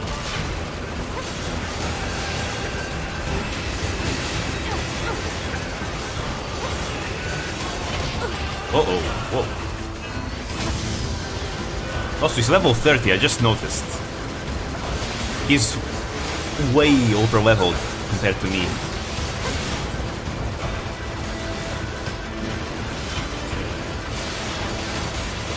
Fortunately, his attacks are very telegraphed.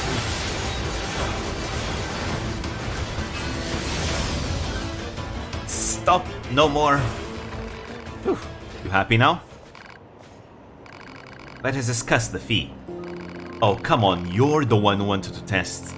Would he truly refuse a single request from this old monk? Nigel got Ravenclaw, wow. Okay, don't even start with me. Father Servo surrendered all worldly possessions and took numerous vows, yet you would deny him even a simple request. Alright, fine, what do you want this time? One memory alloy and one broken circuit. The world moves ever on, my child, so do not dawdle. Could you stop calling me that already? Target location data obtained. Marking on map. I don't have the memory alloy.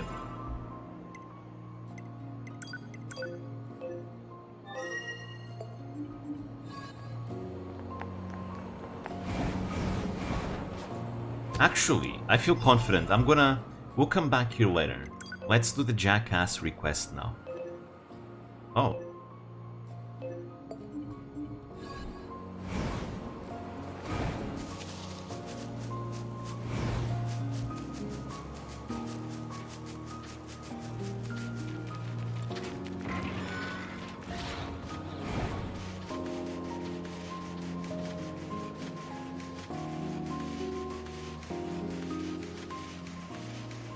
But yeah, I think next tournament, Kayla is gonna show us her true power. Next tournament. Again, she was new. She was new to Mario Kart. But next tournament, she won't be new anymore.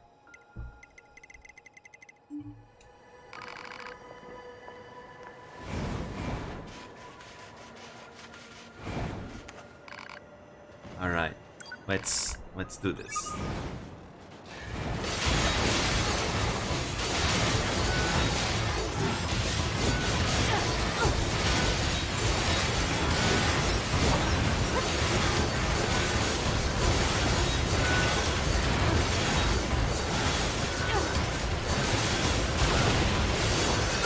I need to line them up with my AoE. Oh, I'm flying. Come on. Yeah, we did it. Requested mission completed.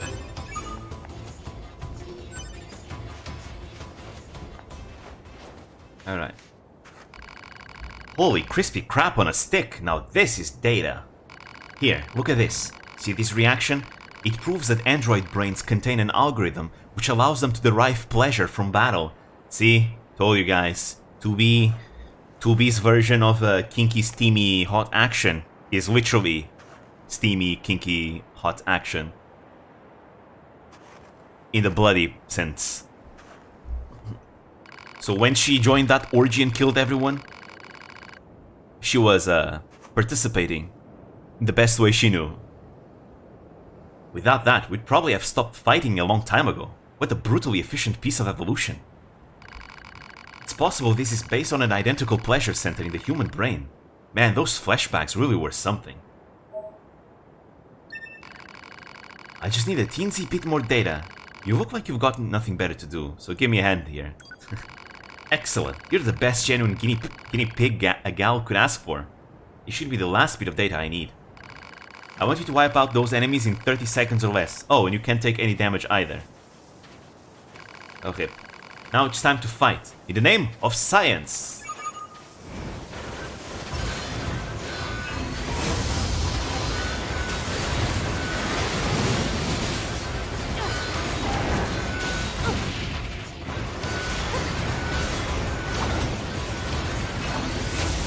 I missed my laser.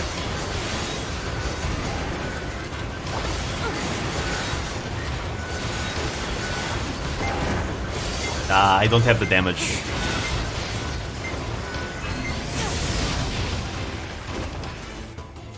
Yeah, I don't have the damage. I need more damage for that. Again, I'm still super underleveled, so we'll do that some other time.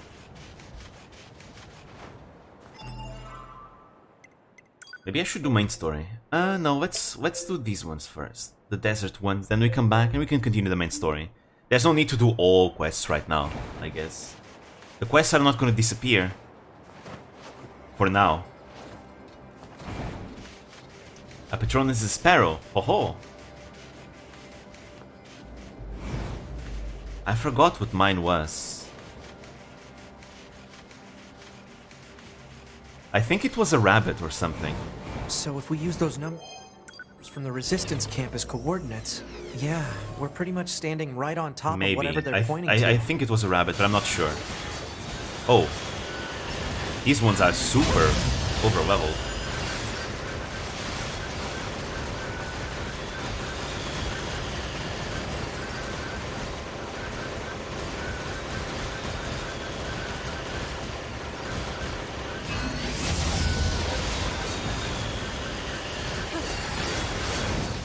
No, Sagi. Maybe becoming a Pecoris fan was fate after all. You know, born on the year of the rabbit, having a rabbit Patronus, it was all fate.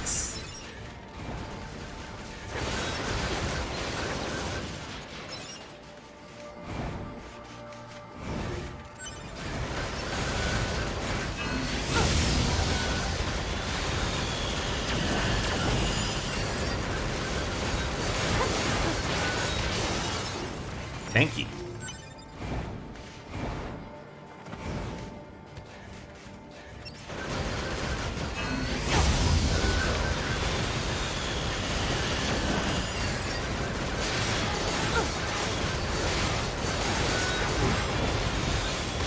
There we go. 9S. Uh-oh, that's the android.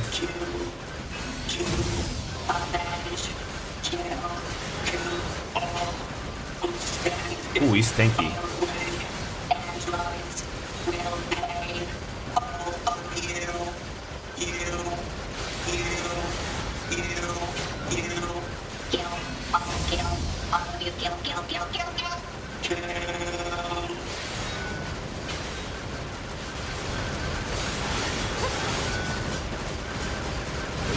Dude, this is taking a while.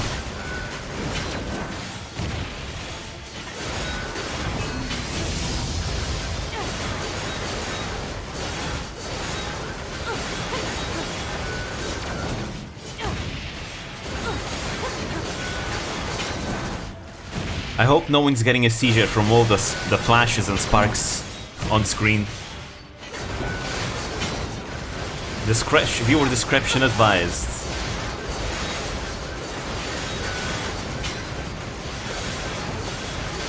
I can barely see my enemy with all the sparks and flashes.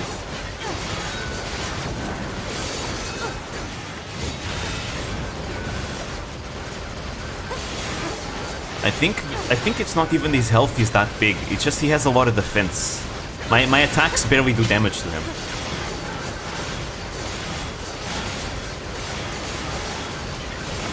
Well, I am under-leveled. He's level 35 after all, so it makes sense. It's not a difficult fight. Again, he's very telegraphed. It just takes a long time. Okay, now it's hurting my eyes.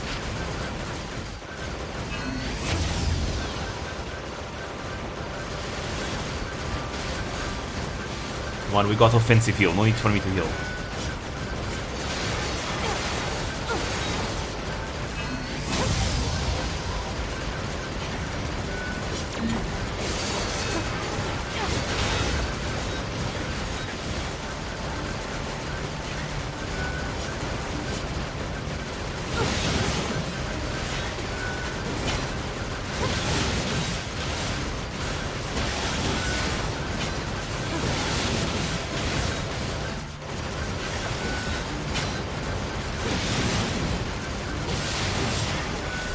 Any day now.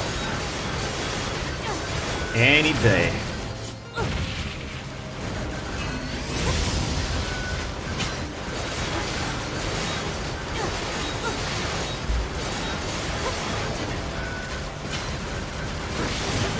Any day.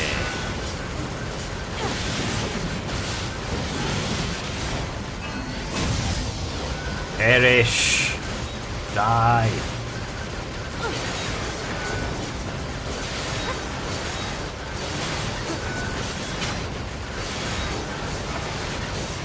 There we go, Analyze finally. this machine. That took forever. What for? Call it professional curiosity. Analysis. This machine lifeform's comrades were destroyed. Driven by that grudge, it lured a resistance member to this location. It then proceeded to destroy him. Are you saying this thing wanted revenge? Ho ho. Oh, come on now. That concept is far too complex for a machine. You say that, 9S, yet look at what we've just saw. The machine clearly was out for revenge.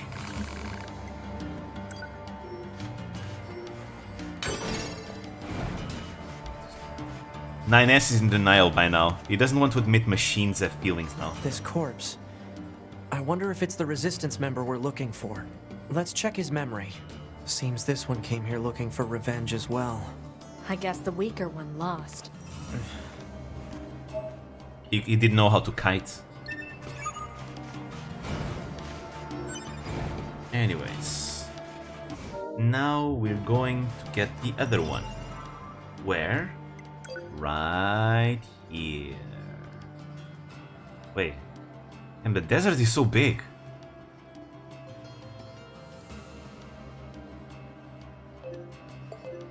Oh.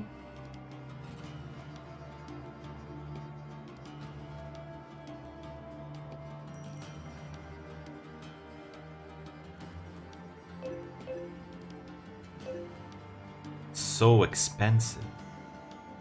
Humongous. The opening for anime NieR Automata is unique. They even show I really Jack. hate this. I need to watch I'm it. going to feel terrible telling that woman what happened to her friend. It's the truth. She has to know. No matter what that truth actually is. Yes.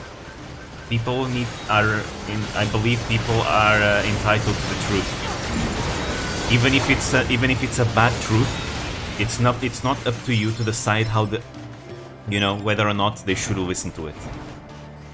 If you know something that someone else should know, you tell them. How they act after that is not your responsibility. It's not up to you. That's up to them. They are the ones who make the choice on how to react to it. So yes, we're gonna tell the other android that her friend is dead. Because she deserves to know the truth. It will hurt, but it's not up to us to make the call.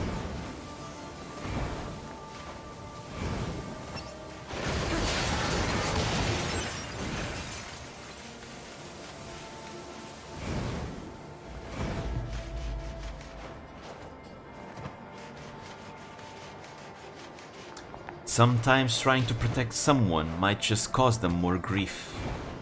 After all, I'd say that uncertainty causes far more grief, as it doesn't allow you to move on.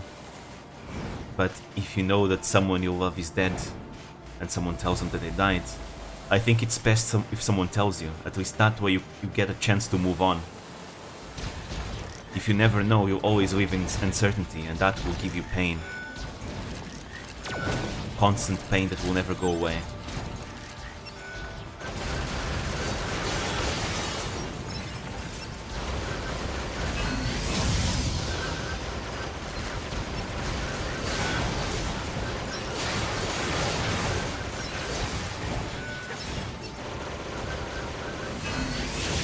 Oh wow, he dodged.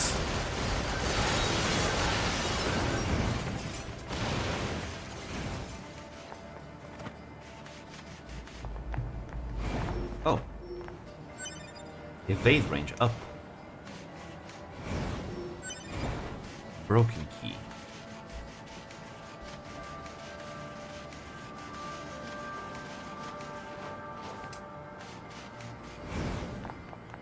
An oasis.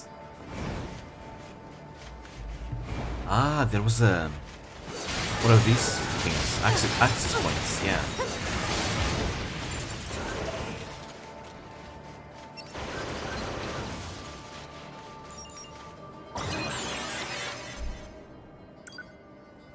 There we go.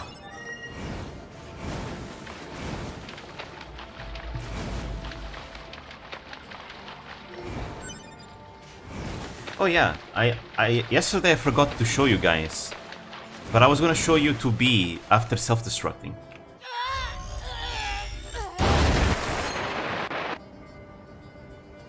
So guys, feast your eyes. There we go. You know what they say. It's weird in the desert. It's a little bit too hot in the desert, so we may as well make it a little bit easier for 2B to move around. You know. Oh damn! Never done that before. Yeah, she explodes her skirts.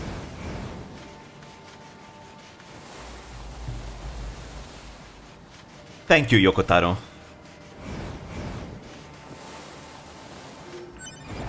So yeah, now there's lots of eye candy. 9S can do that too. Blows up its shorts. Now it's only a game over if you do it in the bunker. If you do it everywhere else, it just explodes her skirts. And any enemies that there might be in there. I don't think anyone has ever used self-destruct for its intended purpose though. Let me see. Aha, there we go.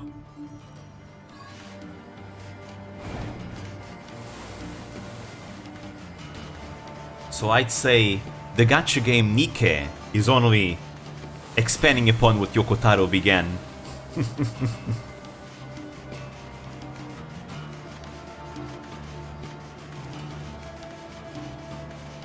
But a feast on Hollow Stars the end to the view streams. I need to watch them as well. It's gonna be tomorrow, right? Well, maybe today by Japanese standards. Maybe it's still tomorrow. I want to take a look. I still need to get into the Hollow Stars in general, the Hollow Tempest boys. I like Magni, and I like Vesper too. I mean, I like them all, but I think so far, I like Magni the most. It's cool. I like watching him rant about things that he likes as well.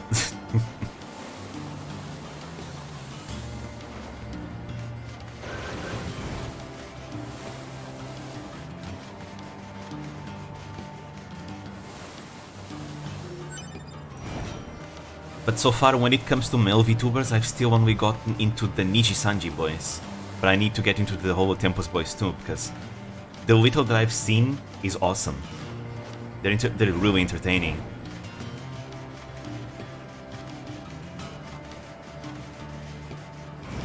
Haka is my bro. Lamia lovers are all brothers.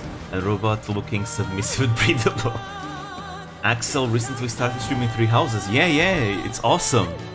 It shows the golden deer, I see. Fear the deer. He's now the second person, I think, in Hololive in the... well, specifically the EN side that streamed 3 houses. After Kiara. Kiara also streamed that she went with the Black Eagles route. Specifically Erogard route.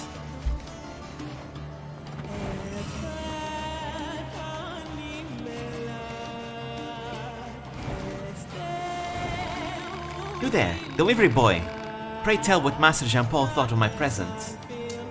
Magni started The Witcher 3? Yeah, it was on sale recently. I purchased it as well.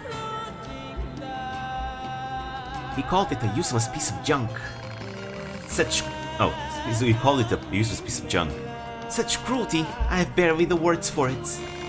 When I think about his wanton sadism, it makes me... ooh. Oh, she's a masochist, I see. Gotcha, you're like Marin. Gotcha. This is exhausting. He doesn't care at all about anyone but himself. And yet his followers just keep talking about how great he is. What's the point of all this?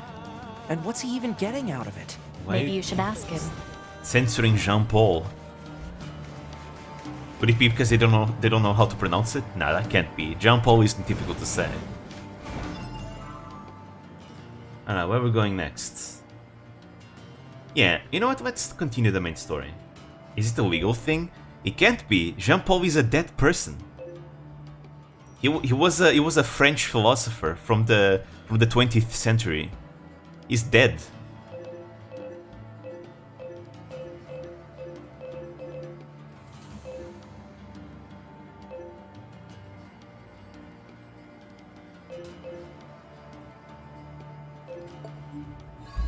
Alright.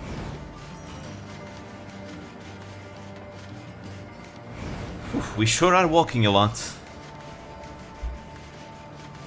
Alright, what else can I talk about? You know what? I'm not gonna lie, renting earlier was fun. I wasn't expecting to enjoy renting so much.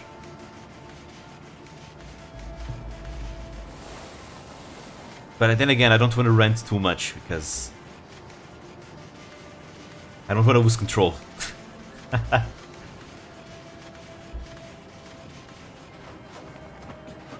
Where is her pants? I self-destructed her skirts. And now, you know, I self-destructed her skirt so she could handle the desert heat a little bit more. That's why.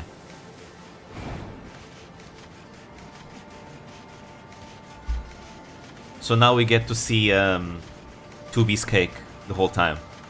Until I don't know. Eventually it comes back, but I don't know when.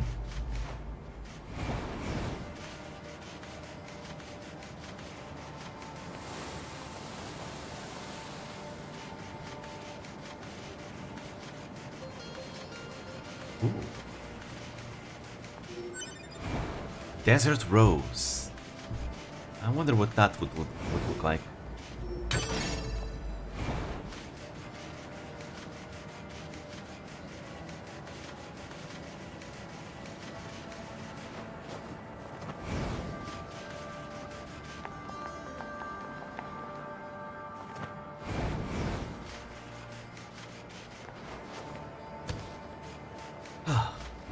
But yeah, my Gura video, the Gura guide that I'm working on is still gonna take a while.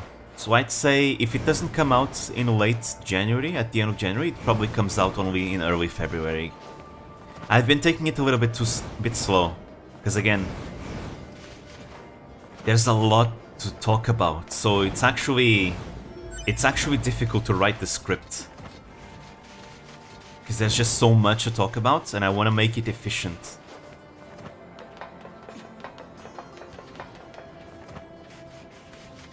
But hopefully, the payoff will be worth the wait. I'll make sure of it.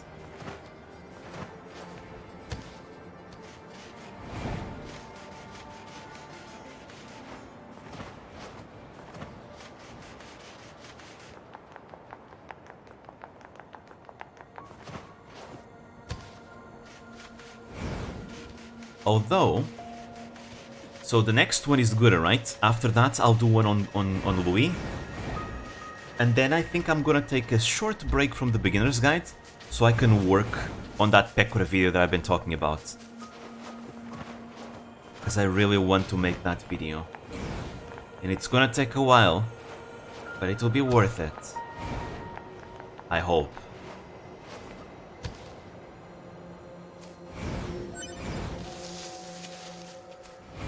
His name in Japanese version is Satre, and Yokotaro said it's censored because of legal reasons. Really?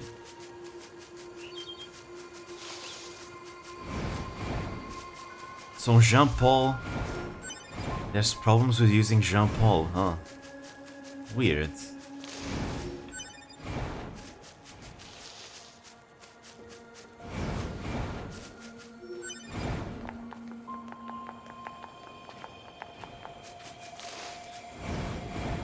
So, is it alright for me to say Jean-Paul? Oh, they're probably up top.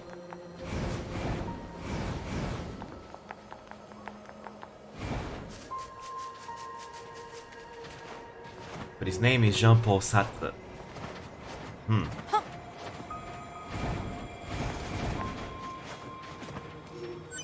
These machines look different.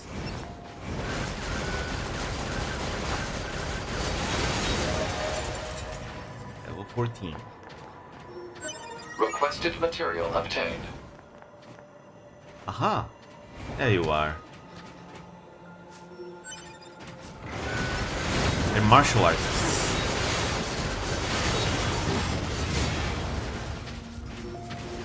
Oh, another one. Ah, that one isn't a martial artist. It's just a dead person. He who shall not be named.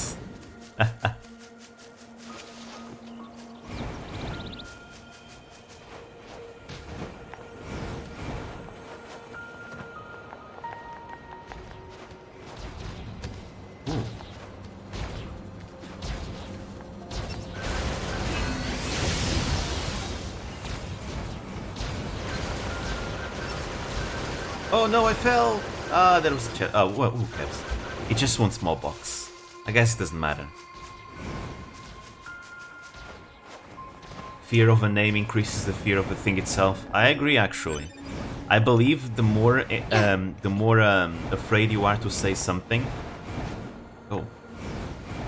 The more afraid you are to say something. I think if you ban words, it only gives more power to that word and makes it worse. Right? So, for example, in the case of Voldemort, people being so afraid of Voldemort to the point where they don't want to say the name Voldemort, it's only gonna give more power to the name Voldemort in the first place. So I think the best way to not be afraid of the name Voldemort is just say Voldemort all the time, and then suddenly the word loses meaning. The word loses meaning,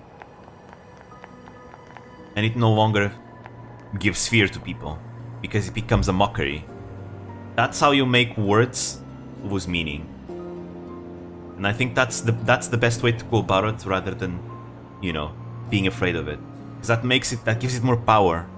And that's not good, because giving it more power gives more power to the actual people that will use the name for malicious intents. Like Voldemort's followers would use the name Voldemort to make, you know, people afraid. And people will be more afraid of Voldemort in the first place. This can apply to many other words.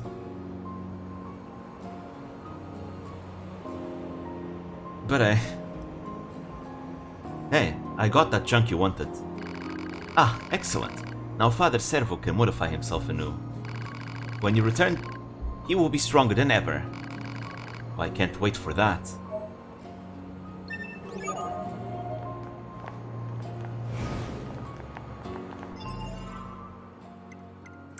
As far as I'm aware, I think the English language is the only one where people are so adamant about banning words. Other than that, I don't think other languages do it, besides, you know, swear words, but even then, swear words are said all the time.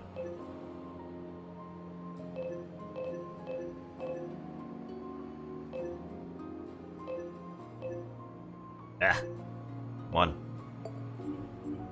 Like, does your languages have like any like words that are like so taboo that you can lose your job over? In Portuguese, there's none.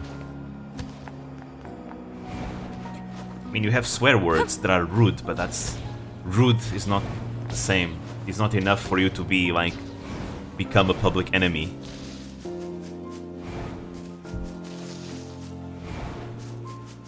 So swear words don't really count. I'm talking like something on the same level as, for example, the N-word. Yeah. Is there something like that in your languages? Where it's something so taboo that you cannot say it no matter what?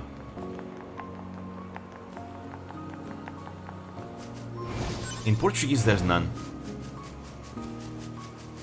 Nothing comes to mind. Now we don't have, but if you use some, you can get in jail. That would be political things, right? I mean, especially in the political climate right now, it doesn't surprise me. Not really. The one if you use call someone a pig in Malay. But that's more of an insult, right? It's not really like a banned word that shouldn't be said, like the N-word, for example.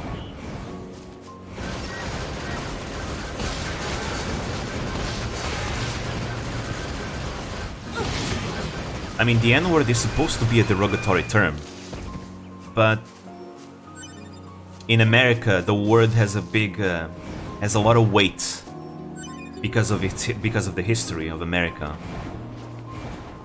which I understand completely why the word is banned in pretty much in America, but I don't understand in non-English speaking countries how there are a few people who are very apprehensive about the word. Mostly youngsters, you know, usually young people that are a lot of times in the internet. For the most part, though, people in Portugal, a lot of them, a lot of them say the N-word as a mockery to Americans, because like a lot of people in Portugal don't understand why Americans would be afraid of one word like that. So they use it mockingly because like they don't understand. And you know, the word is meaningless here. It means nothing to us. It's not our language. So a lot of people that say it don't really have that weight, and that weight isn't felt. Nobody cares. And it makes sense. One word banned in one place doesn't necessarily need to be banned in other places. You know, the N-word actually translates to other things in other languages. Those languages are not gonna stop using their language just because it's bad in America. If you are in America, you shouldn't say it. If you are on the internet, you also probably shouldn't say it. If you are in an English-speaking country, probably don't say it either. You know, what they say, when in Rome, do as Romans do. But if you're like in another country, like, I don't know, France, Portugal, Spain, any Asian country pretty much, the word means nothing, so people say it just fine. To poke fun at Americans with how afraid they are of the word. Because we are a Muslim-dominated country, you know. Okay, I see. It makes sense. Because pigs are supposed to be impure, right? Okay, that makes a lot of sense, actually. There is a religious like backing to why calling someone a pig would be really bad. Yeah, I see. That makes sense.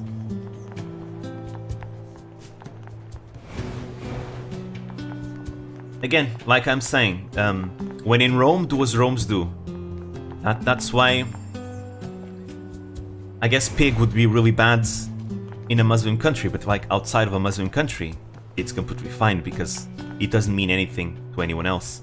I think the N-word is the same way. It means a lot for like English-speaking countries, but outside of English-speaking countries, it means nothing. The word has no meaning. It doesn't offend anyone. Because again, that's not our language.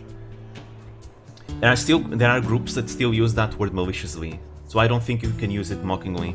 Definitely, I mean, again, if you're speaking in English or doing anything on the internet where the international language is English, you definitely shouldn't use it. But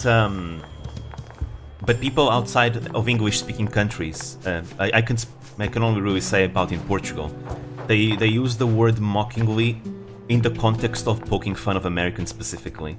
They don't use it maliciously or any intent or directed at anyone.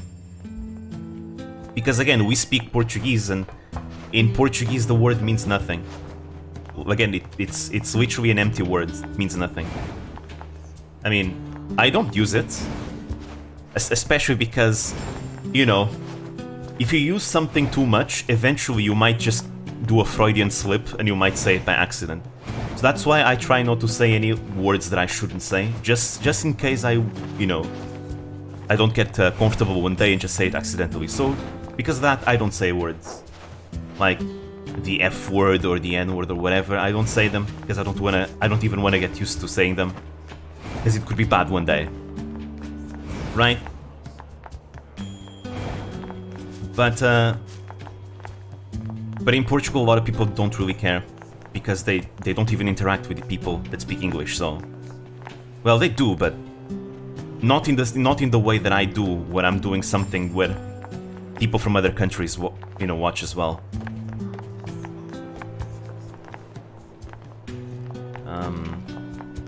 But yes, there are people that do use it maliciously.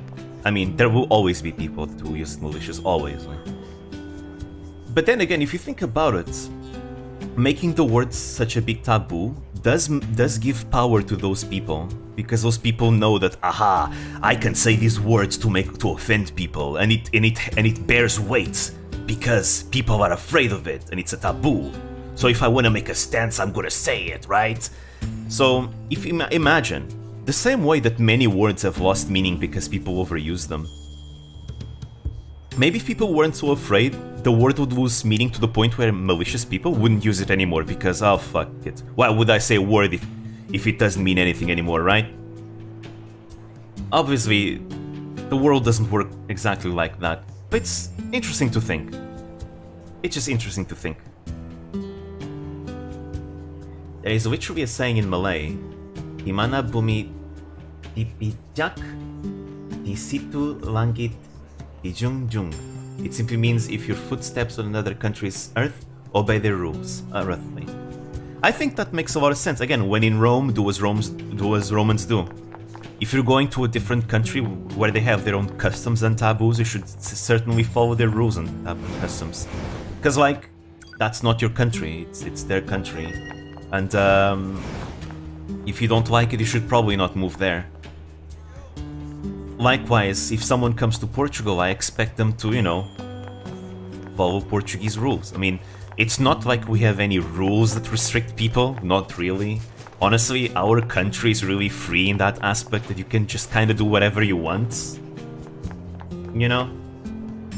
Portugal is a country where you can just kind of do whatever you want, you are free to say whatever you want, you're not gonna get in trouble like that, right?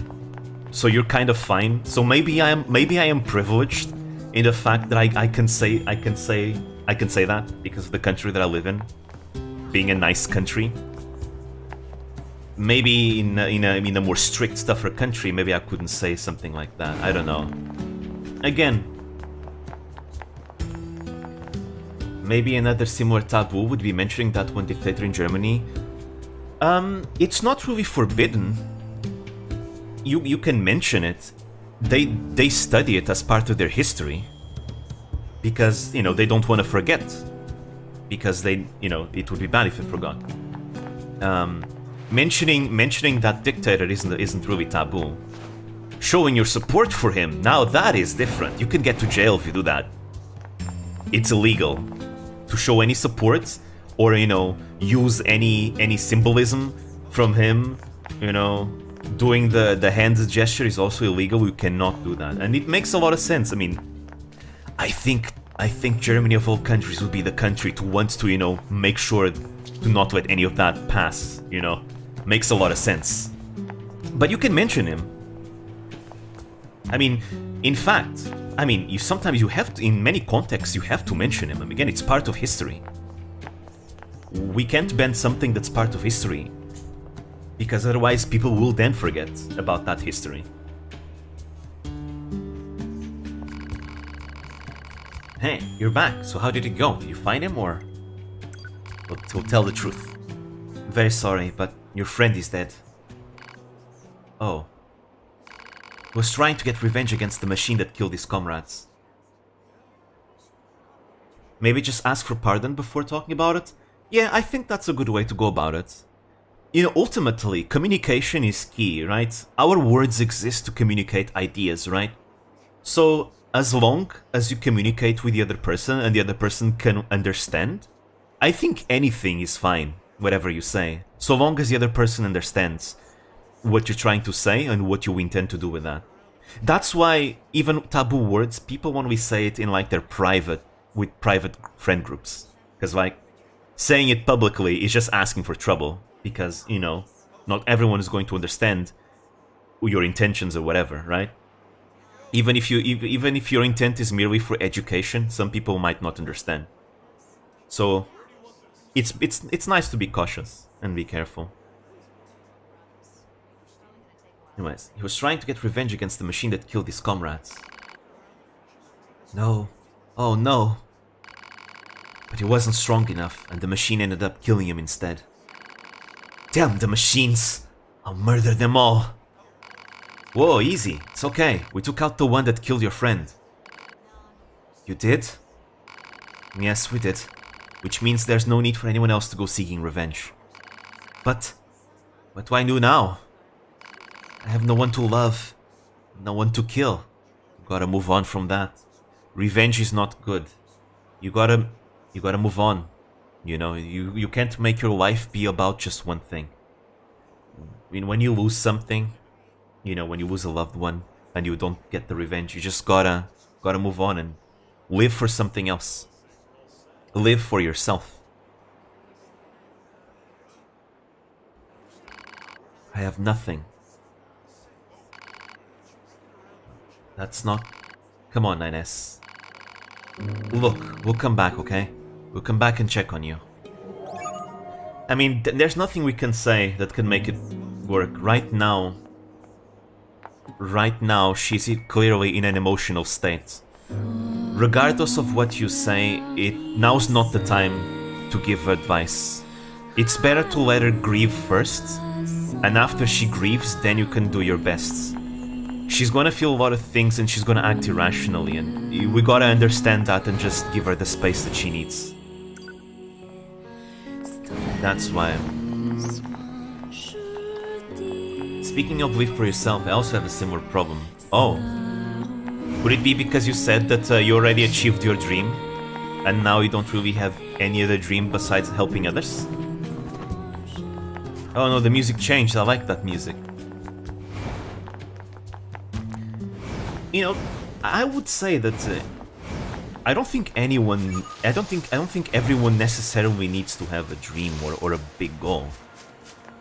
In fact, I'd even go as far to say that having big dreams and goals only gives you more suffering in life. So if you wanna have dreams and goals, you better be ready to suffer for them. You know?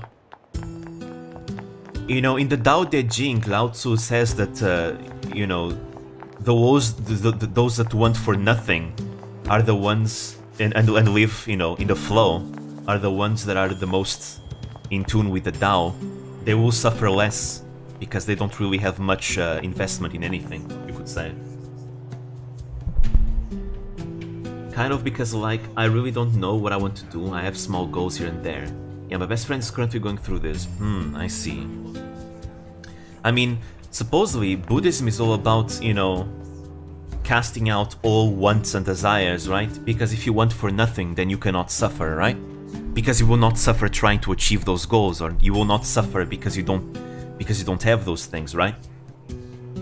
That is what I believe. I mean, I personally am very goal-focused, I'm very ambitious, but I do not look down on anyone that is content with themselves and not wanting for anything else.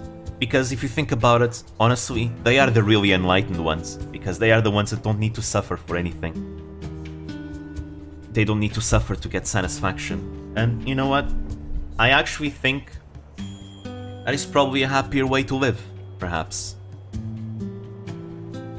I cannot relate with that, but I can respect that.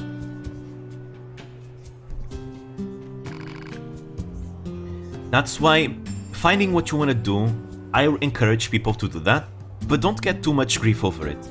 Maybe just go with the flow, and that's alright, as long as you're happy. It's alright to not have any big wants and things like and ambitions. Huh? She's gone? Looking for the lady who was here? Yeah, she left a while ago.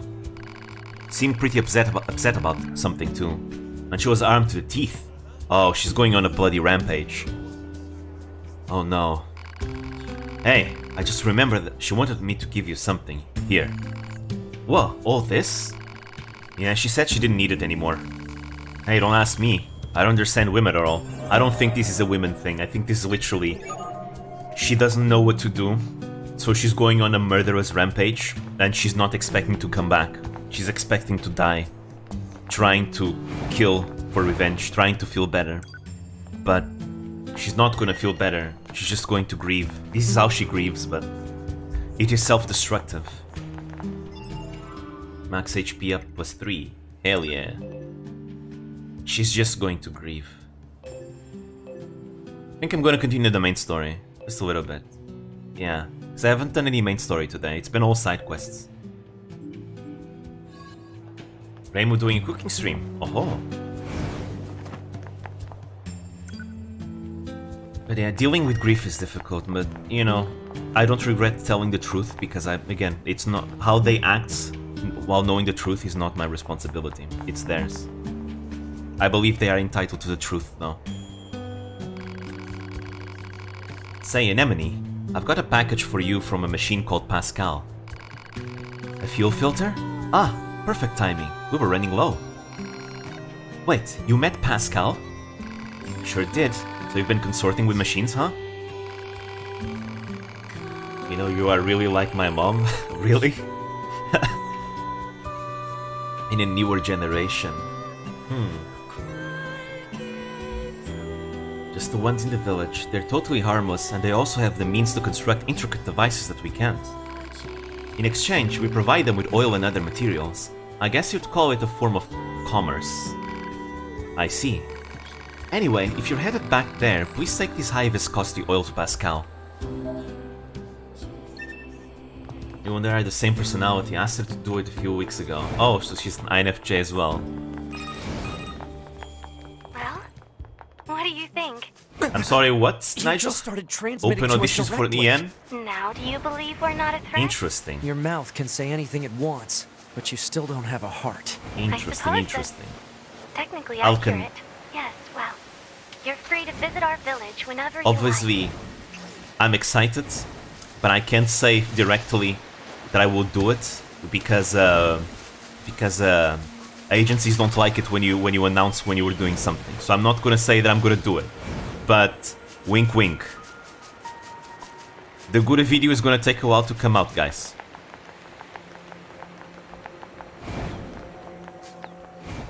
It's gonna take a while longer for the good video to come out, guys. I'm gonna be busy.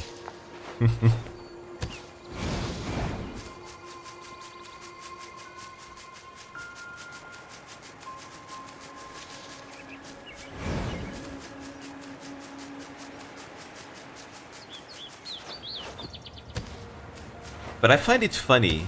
Hololive and cover and Anicolor, they always make announce auditions every time one of them debuts a generation. It's like, hey guys, don't forget about us. It's really funny. It'd be fun if one day you can interview a whole IVN member or Indonesian member. Oh, I'd love that. I'd love that. I'd probably... Maybe I'd be too nervous though, because again, I genuinely love them all so much. Perhaps I would be so hype and nervous that I wouldn't be able to do it, but maybe I could. Who knows?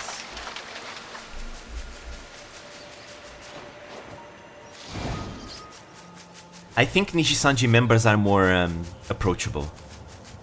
Since they do lots of collabs and things like that. So if I make a name for myself, there is a possibility. Whole Life is difficult. I don't think that's happening. Whole Life Indonesia though is a different matter entirely. Since again, Whole Life Indonesia is very open. They are the collab queens after all.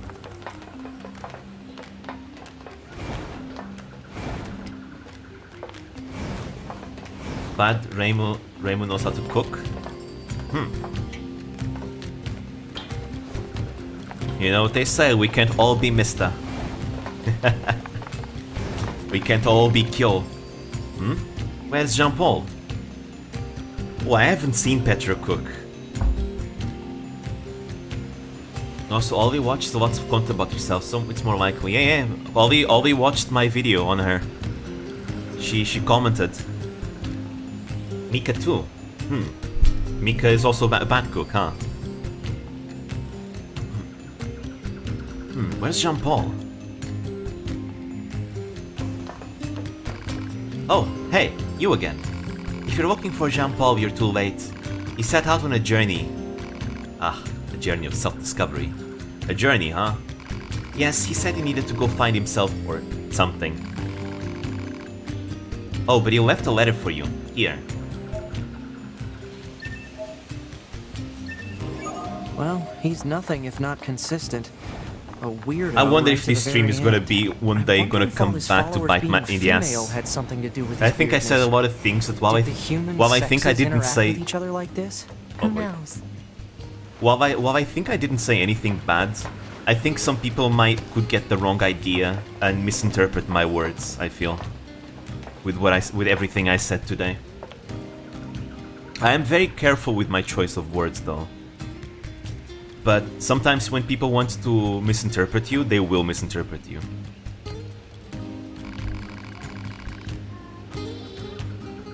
Oh, you brought me some high viscosity oil. Anemone is just so kind and understanding. If only all androids and machines could live together in peace like this. Never gonna happen. I guess not. I'd appreciate I'd appreciate it if you could help out some of the other machines as well, though. After all, the only way to understand someone is to get to know them. Isn't that right? Fair enough. Yes. Uh-oh. What's that noise? 2B, this is an emergency transmission from the bunker. We're reading a Goliath-class enemy inside the city ruins, and it looks like there are a ton of other machines there with it. All Yorha units should proceed and engage immediately. A Goliath? Well then. This was a trap. I knew it. I promise you, we were not aware of this information. I realize the odds of you believing me are strikingly low, but I hope you will nonetheless. We'll sort it out later. Let's go. Alright. Have to go. It's time for a high-intensity gameplay. Yeah, it's the work of streamers. They have to tame their mouth. Yeah, pretty much. Sometimes, no matter how careful you are, you'll still get screwed over. But I believe I didn't say anything bad though. I really believe I didn't say anything bad today. 2B. Black and Command white. is Here we deploying go. new flight units for us. They just set the coordinates, so let's get going. On it. Alright. Good old Yokotaro in these black and whites.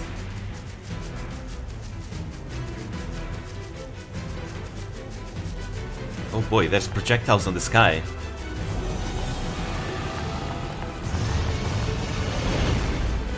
Toho time? I think so. We probably shouldn't get near that guy's Oh, feet. whoa. Yeah, no. He's Let's right find here. Another route. What the hell? He's right here. Holy shit. I didn't know he would be right here. Yeah, this route is not good. We're gonna die if we go here. He's gonna squish us.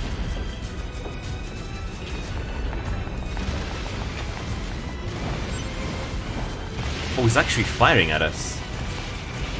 That thing is big. Oh yeah, that's Engels.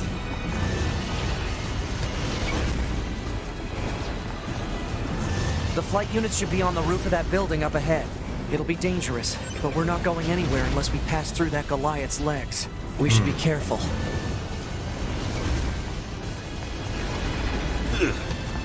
Walk between his legs like a cat. Oh, yeah, it's right here. Holy shit. Alright. Let's hope I don't regret this.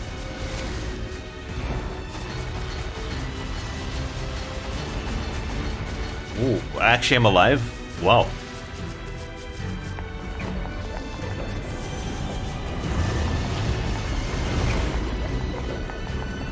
Oh, he sees us.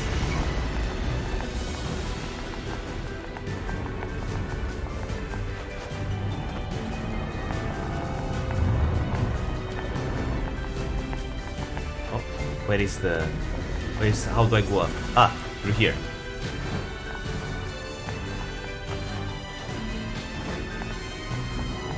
Use ladders? There's ladders?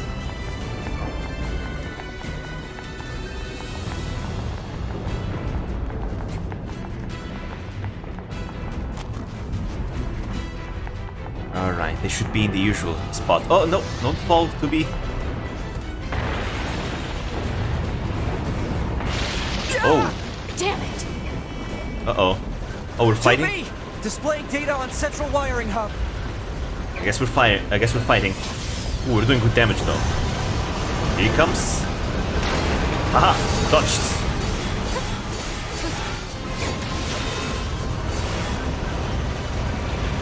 We're too strong for you, bud.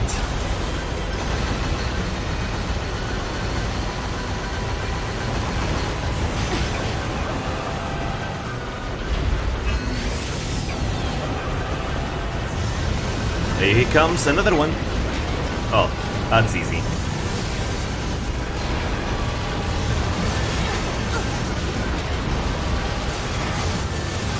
There we go.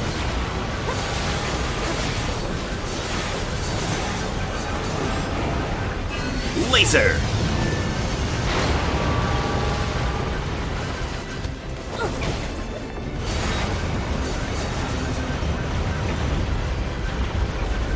Alright. Laser!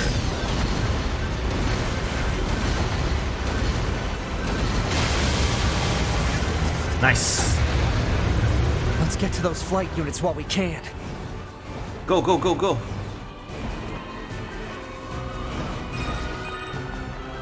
Be careful. The skies are packed with anti-air weapons. Make sure to approach at low altitude. Copy that.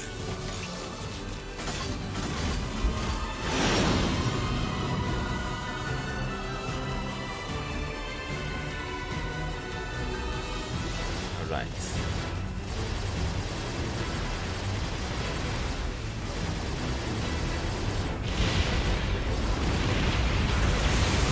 Okay.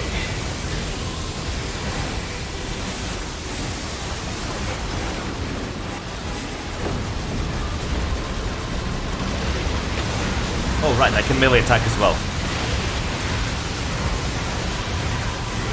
Whew. Oh, we're doing so much damage.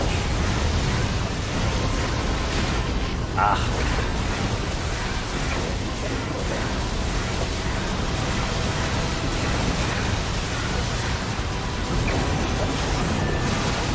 He comes again. Ah, couldn't dodge, goddammit. I was pressing dodge. Maybe you can't dodge while you're attacking. Yeah, I think that's it.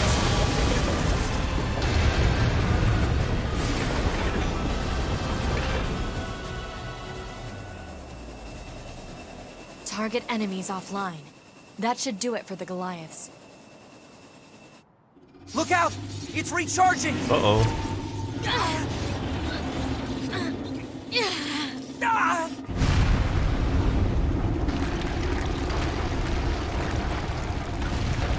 Everything is falling down. Enemy vibrations are growing in intensity. It's resonating in tandem with the area beneath the combat zone. Uh-oh. Now he's the one who goes kaboom boom. He's gone.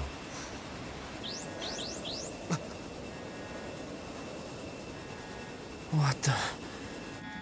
I have no idea what happened. Unbelievable. Oh. The aliens who haven't revealed themselves in hundreds of years were hiding underground? Well then. Dun dun dun. We have found the aliens. An alien.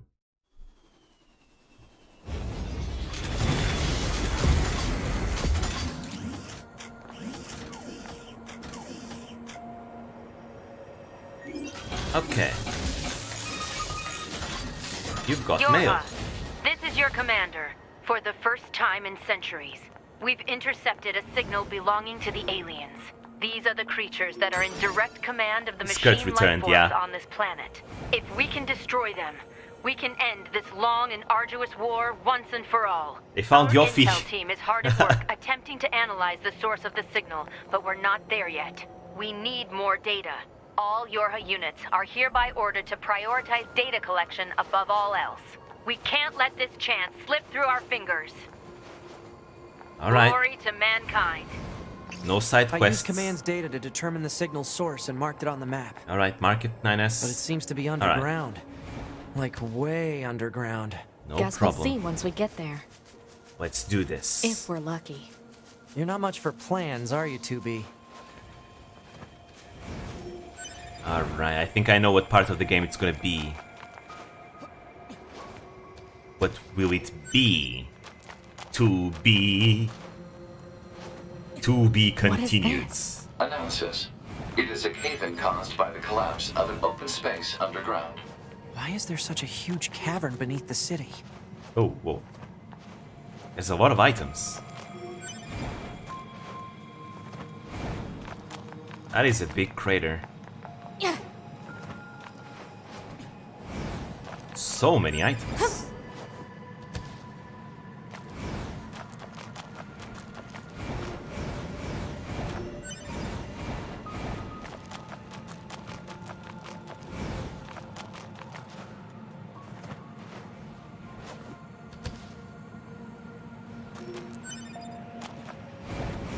This does remind me a lot of Thou Shalt Not Die, actually. This specific crater. That's a weird-looking enemy. Let's kill it.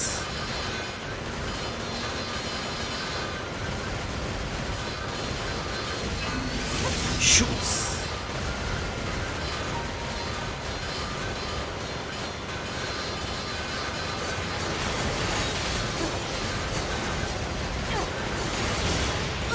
There we go.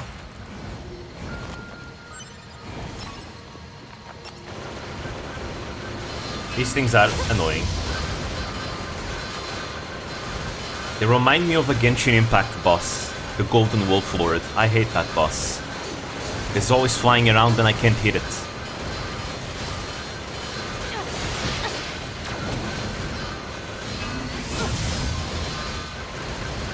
Do I even need to kill these things? Maybe I don't.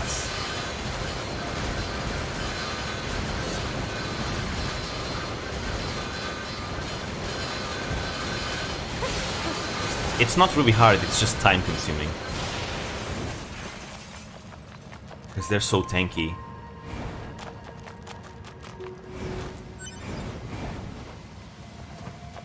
There's only one more.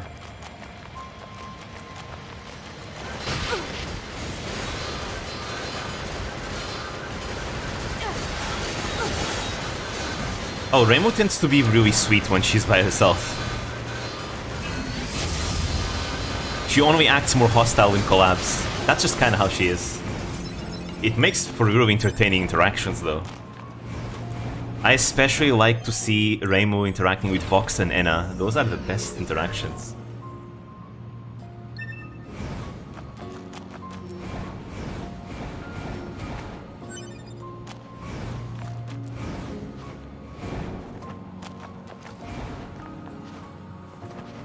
Alright, we collect all the items, we kill the enemies. We can now go underground to see the aliens.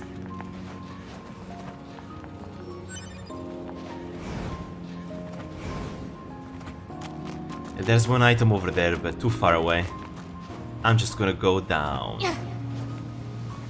The ground is caved in. There must have been a hollow down there this whole time.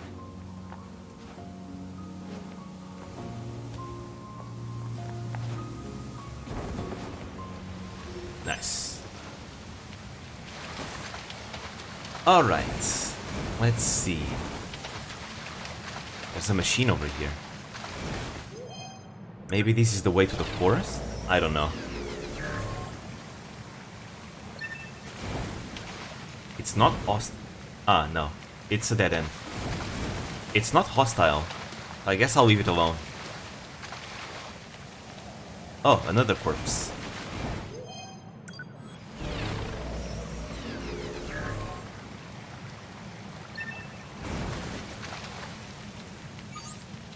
This hallway looks pretty old. Oh, okay. These are hostile.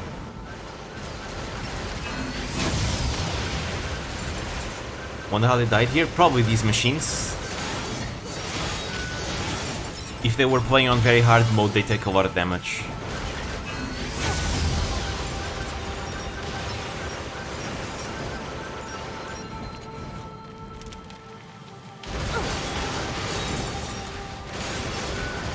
These ones are weird. Nice.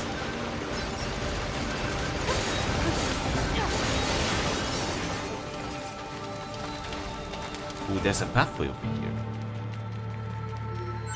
I think it's a dead end. Analysis. Ah, it's a dead end. Strong software logs detected. Access impossible. I think that's gonna be the shortcut back. Probably.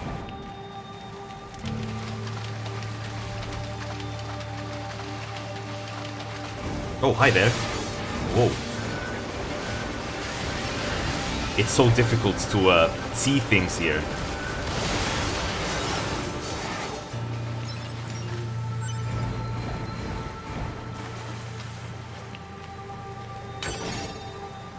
Ooh, that's a lot of a titanium alloy. Nice for upgrades.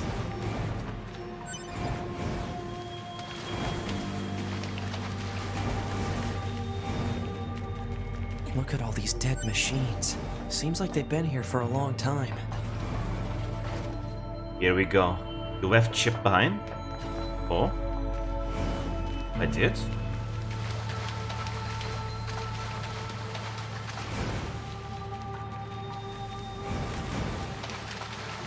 Oh, there it is. Auto heal. Oh, that's a nice one. I want more of those.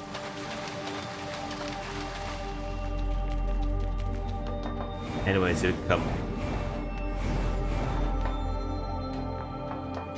Here we go.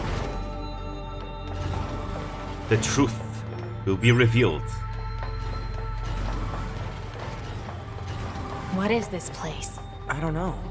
There's nothing like it in the database.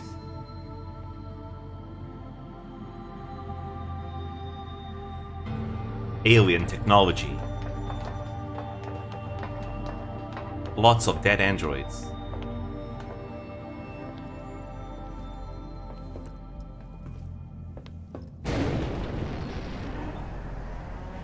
And the aliens are dead.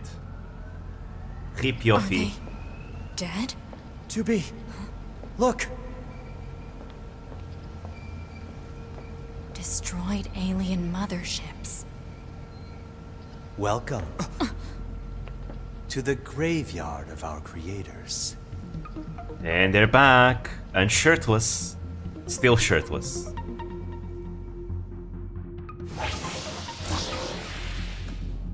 You. They seem sus. Look out! My name is Look at Alan. these playboys. The aliens you seek are no longer here. Fulgur's They were brothers. wiped out centuries ago by us, the machines. Wiped out. And who knows? Perhaps we'll wipe out the androids next. Machines are weapons capable of evolution. We can grow. We can become aware. Eventually, the intelligence within our network began to surpass that of our creators. You'd probably be surprised at how quickly it happened. You destroyed your own creators?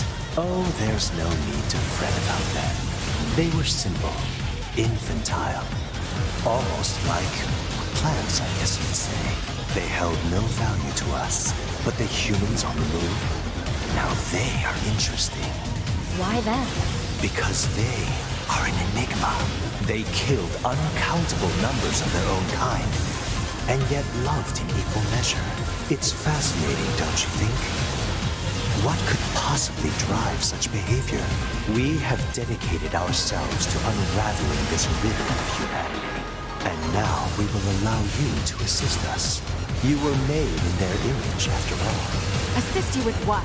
It's simple. Oh, wow. We need you to locate the humans on the moon and bring them to us. We will then dissect and analyze them in order to drag Analyze their them. secrets forth into the light. Surely you see the attraction in this. Are you insane? We'd never do that! Can you believe this, 2B? This guy's bonkers. Well, I suppose this concludes negotiations. The only remaining option is to destroy you. The same way we destroyed these pathetic little aliens.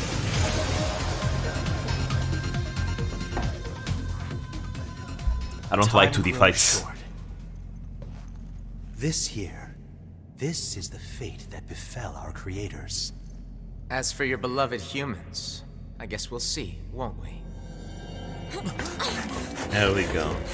The aliens are dead, the machines have taken over, the machines want to study humans. The aliens were already dead. Creation Yeah. and insurrection. We better get back to the bunker. Haha. Now that is a plot twist.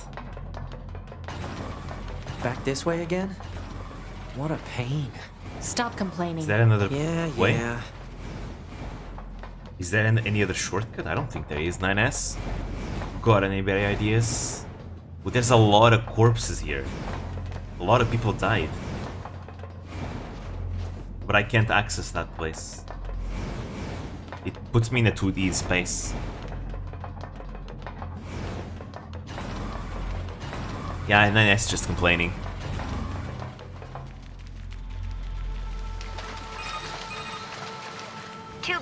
This is Operator 60. We now have an operational transporter in the city ruins. We're attempting to deploy them at other points as well. Oh, that's so nice. About time we had access Finally, to I don't need to walk everywhere. Transporters?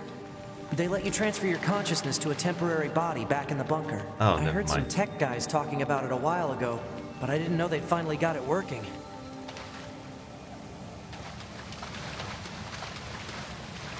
Hey, how's it hanging? Hey, jackass. Your commander told me to build a new access point, so here you go. Oh, just and like I got that? a stupid transporter up and running too. Thank you? I've known the commander for a while now. She sure is good at pawning work off on people. Next time you see her, give her some lip for me, will ya? Alright. So this has a transporter now, huh? Still, transporters are pretty handy. They're way faster than flight units when it comes to traveling between Earth and the bunker. Flight units also leave us open to attack, and they're expensive to operate, too. Well then. That is nice and convenient. Yes, I can travel to other terminals. Finally, I don't need to walk over the place. Though I guess that does mean that I have less time to rent now. Still, that is nice. Also, we got mail. Anonymous, no subject. Ooh, I can't read this.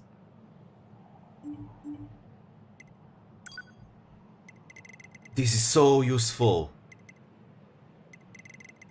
Really, really useful. Alright, we're going back to the bunker.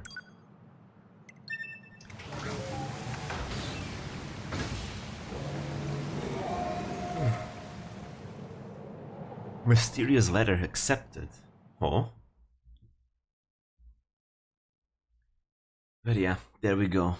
The machines are interested in humans. They want to study humans. They want to become like humans. As we've seen, they are emulating human behaviors. That concludes our report on the events surrounding the alien wreckage. Then they were dead this whole time.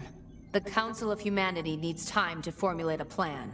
Until then, this information must be kept confidential. Speak of it to no one. Of course, your next mission is to gather additional intel on the individual known as Pascal. You mean that freaky machine we ran into? This order comes directly from the Council. Knowledge of such unique individuals is essential for the success of future missions. Understood. Well then. Right.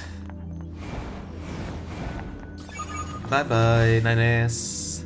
I got 2 mails now. That's more mail than I get usually. The commander sure is a slave driver, huh? And now we have to go back to the city ruins. Let's see. Why don't we rest a little bit, 2B? It's been a while.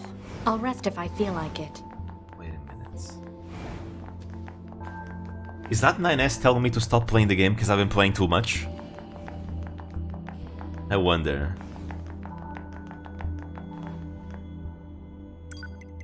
Alright, so let's see. Pascal, my friend, it feels as if we haven't spoken in quite some time. I mean, we just did earlier. As it turns out, many stores in our village recently acquired a number of new items, and I wanted to be sure that everyone from Yorha was aware of this. I would also be delighted if you would commit to memory that there are some out there who, despite being machine life forms, are willing to open their hearts and share such valuable information. Okay. Jackass, fish. Hey, sorry to bring this up out of the blue, but I got a fish I want to recommend to Yorha units. Or to be more specific, I want you to eat it so I can study how its oil affects a Yorha unit, you know?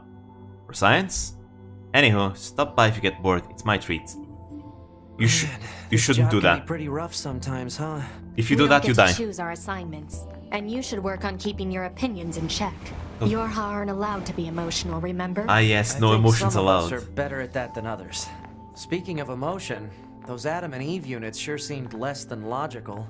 I'm heading to the transporter. Fine. To be, you break your own rule all the time. You act emotional all the time. What you mean to be? Alright, I wanted to come here. There was a mission here in the hangar of a missing android as well.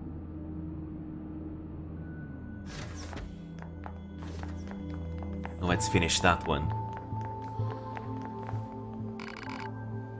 Oh, 2B, hello.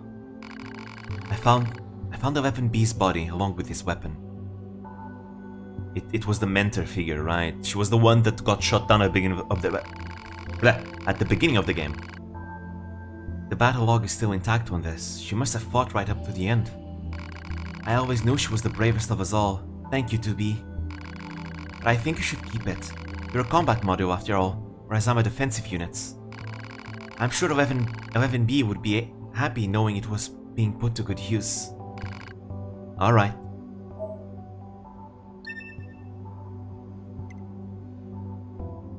Well, okay, this is one of those things that I do think it's better to keep the plans to ourselves. We told her about her death. We don't need to tell her to shatter her image of her model. Look, 11B is dead. She's not going to be appearing anymore, right? It's not like telling the plans is going to be helpful. I think it's better to keep the plans for ourselves because, you know, it's fine if she continues, you know, to look over her model and let that model inspire her, you know, to do great things. We already told her about the death and I think that's good enough. She'll go insane if you tell her. Yeah, I wasn't gonna tell her though. This is one of those situations where not telling the truth is actually better because we're not lying. We told her that 11B is dead. We just chose to omit part of the information that she was also trying to, you know, desert. But we did say the truth. She knows the truth, and now 16D is gonna move on and still have the memory of her old mentor to inspire her.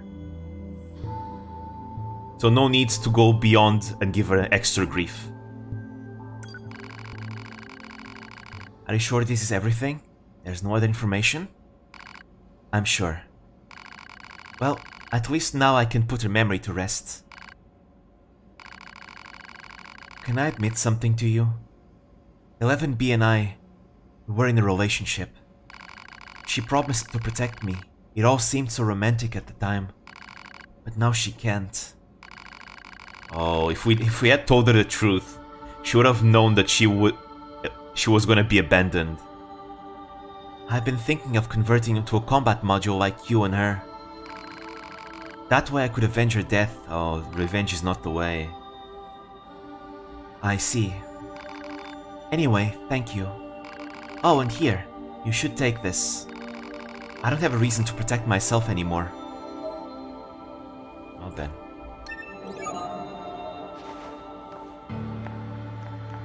Well, well, well.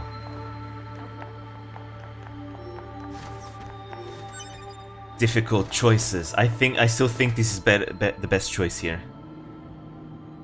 But still, though, she's showing quite the emotions, huh? It's normal. I mean, a loved one of hers just died. It's obvious she's gonna feel emotion. Honestly, she's taking it really well, all things considered, especially compared to the other android from the Resistance camp.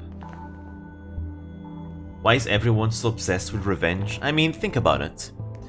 If you think about it, imagine a friend of yours goes to war, and that friend of yours, or maybe a loved one of yours goes to war, and they die, they get killed. Obviously, the fact that the loved one already died already is gonna make you feel really emotional, right? And the fact that someone did it, you know, someone caused that death, is gonna probably enrage you. Well, not everyone. Some people know that it's not like that, but a lot of people will feel enraged that, you know, that loved one died because somebody killed them. I gotta get revenge, because hopefully you feel that perhaps by getting revenge you're gonna feel better afterwards. But as we know, it doesn't. You may call it justice, and you do it to justify yourself so that you don't feel bad for killing someone, right? And instead you hope to feel good about it. But in reality, you're not gonna feel good. You're just being led by the moment. Just being led by the feelings of the moment. You know? Because you were feeling emotional after you hear the news of the loss. It's better to move on and forget about it. Because revenge is not the way. So yeah. You want to know what will happen if you told the truth? Sure, I guess it's the one route we didn't choose. I think probably revenge is anger and hate. These two blind judgment. Me personally, I'd say losing a friend or family to someone is painful. I'd rather not avenge them. It won't change anything. That is also true. It won't change anything. A lot of people that want revenge call it justice, but it's not justice at all. They believe it's justice because they feel emotional in the moment, right? I mean, okay, let's try a more, think of it in a more hard topic. Imagine there's a criminal. That criminal breaks into your house and kills a family member. They get caught, and then comes the time for justice. Obviously, the fact that you having a family member that got murdered by someone else is terrible. Everyone is gonna grieve over that. Everyone is gonna feel terrible over that. Everyone is gonna feel emotional over that. They're gonna want justice for the crime that was committed, right? Now, the problem is, it's natural for people that are in that situation of great grief to demand really, really, really, really harsh punishment as a form of justice, right? Oftentimes people in these positions want the other person to suffer, right? Like, I'm not discussing death penalty or whatever. That's not what I'm trying to discuss. I'm discussing more on even more extreme cases where people sometimes want that person to be tortured, you know, as punishment for the crime they committed, right? And for them to die in the most painful way possible, right? This is clearly their emotions making them believe that all that torment and suffering to be inflicted upon the criminal is justice. But it's not justice. It's just revenge, and it's just them being angry and emotional about it. And obviously it's understandable that they would feel that way. Hell, I think I would feel that way too. I would probably, you know, want the criminal, you know, unimaginable torment. But just because I feel emotional and I feel like that doesn't make it right. It does not make it right. It's not justice, it's vengeance. It's revenge, right? It's not making the world a better place at all. It's just self-satisfaction. I mean, an attempt at self-satisfaction, because no satisfaction is going to actually come out of that. There will be no pleasure to be derived. The person that got killed is still dead, you know? That's all. Nothing changes in the world. They need a way to justify their actions. If you tell her the truth, she will go maniac laugh and thank you. She's gonna tell you she hated her for being too cocky and toxic. Damn. That was a very two-faced relationship, huh? You know what? I think I'm glad I didn't say the truth there. I think I'm glad I kept the information. It's better if she ends up satisfied or happy this way. It depends on the situation. I want them to die, but if I know I give them a chance and they will cause more problems for other people, I'd rather not. And that's kind of the thing, right? We never know. We just don't know what someone else is gonna do, right? Because ultimately, the only person who's responsible for their own actions is the person themselves. So there is no way that we can 100% guarantee that they will commit another crime or not. There is no way we can know that they will learn from their mistakes or not. We just can't know. We are just humans. We don't know. There is no telling if after I let them go, they ruin another person's life and that person takes revenge. Nothing changes, isn't it? True, we just don't know the future. That's simply it. All we can do is hope that the justice system does their best judgment, you know? Now, the justice system is very fallible. It's prone to corruption, and, you know, ultimately it's run by humans who are also just as flawed as we are. But, you know, at least I prefer to have more faith in the justice system than I do mob justice or emotional justice, right? Because ultimately people that are in the justice system probably know far more and are more experienced in these types of things than me to make a call, you know?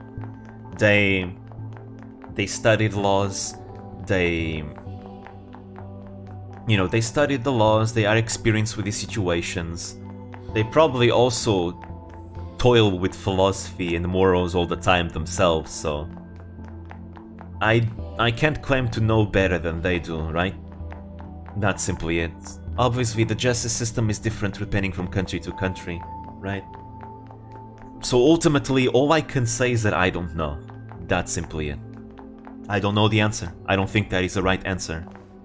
You know? I just think that in the perspective of someone who is suffering from grief, revenge is not the answer, because it's not gonna make you feel better. You know? This is not about justice anymore. It's about the hope that you're gonna feel better after that. You know? There's simply that. There have been some heinous things done for the sake of emotional justice. Yep. In fact, I would say that the majority of things that happened is because of emotional justice.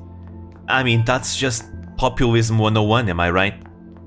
Any dictator uses propaganda and populism and appeals to people's emotions to garner support, right? That's like the oldest trick in the book. You know? It's the classics thing, right? Oh, that specific group of people wronged us, they did this thing, I'm gonna rouse people's anger so they can support me in doing this thing, and I'm gonna remain in power and things like that, right? Every dictator does that, pretty much. And obviously, on a more micro level, you know, people just committing crimes because they believe it's justice. I mean, I don't want the stream to get a little bit too heavy, but I mean, I guess it's you know, I guess that's just the nature of what happens to the stream when we're playing NieR Automata, right? Since it's a very philosophical game. But if you think about it, school shooters are all people that are acting in their emotions instead of their rationality. School shootings are terrible, terrible, terrible, terrible, terrible acts, you know? And they happen because someone is acting emotionally. They're not acting on reason, they're acting on emotions. They could not handle and control their emotions. And because of that, they gotta, you know, unleash their twisted and sick notions of justice, right? A lot of the times they believe they are justified in doing it because they call it justice. It's not justice. It's not. It's just irrational emotion talk. Right? That is a good example. But yeah, let's go to Earth.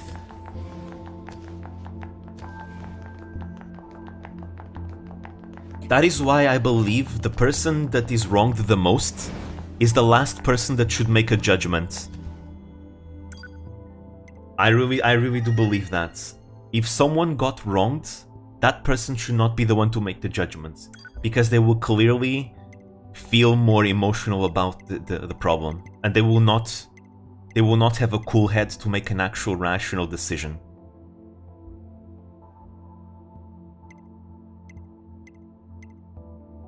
Right. What is this? Right, we're gonna get information about Pascal. I do want to go back to... Oh, I forgot where I was going to. Let's go back to Pascal's village. I think there was something there, I think.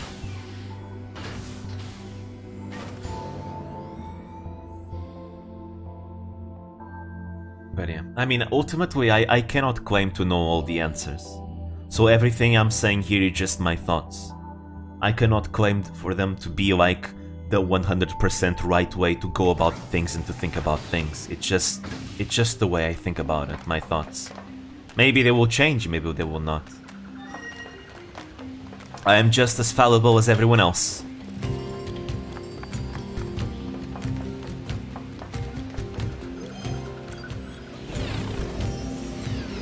Anyways, I actually think I'm gonna end the stream here. We went for a long time. We didn't do that much beyond side quests, but you know, this was a very interesting stream. It was mostly ranting and talking about a lot of things, huh? I do enjoy it though. There is a certain sense of satisfaction in expressing my thoughts with you guys. I don't know exactly why, but I do enjoy it. And I do realize that perhaps sometimes I may say things that people might disagree with, but hopefully anyone can just understand that all I'm saying is just my thoughts and my thoughts only, and that I do not claim to know the truth. I do not claim to know the answers and everything. I'm just as fallible as everybody else. So, and that I do not mean any ill intent nor maliciousness with anything I say. Ultimately, I have a life philosophy of live and let live, you know? I'm doing my own thing in my own corner. I just want to keep doing my own thing in my own corner, and that's kind of it.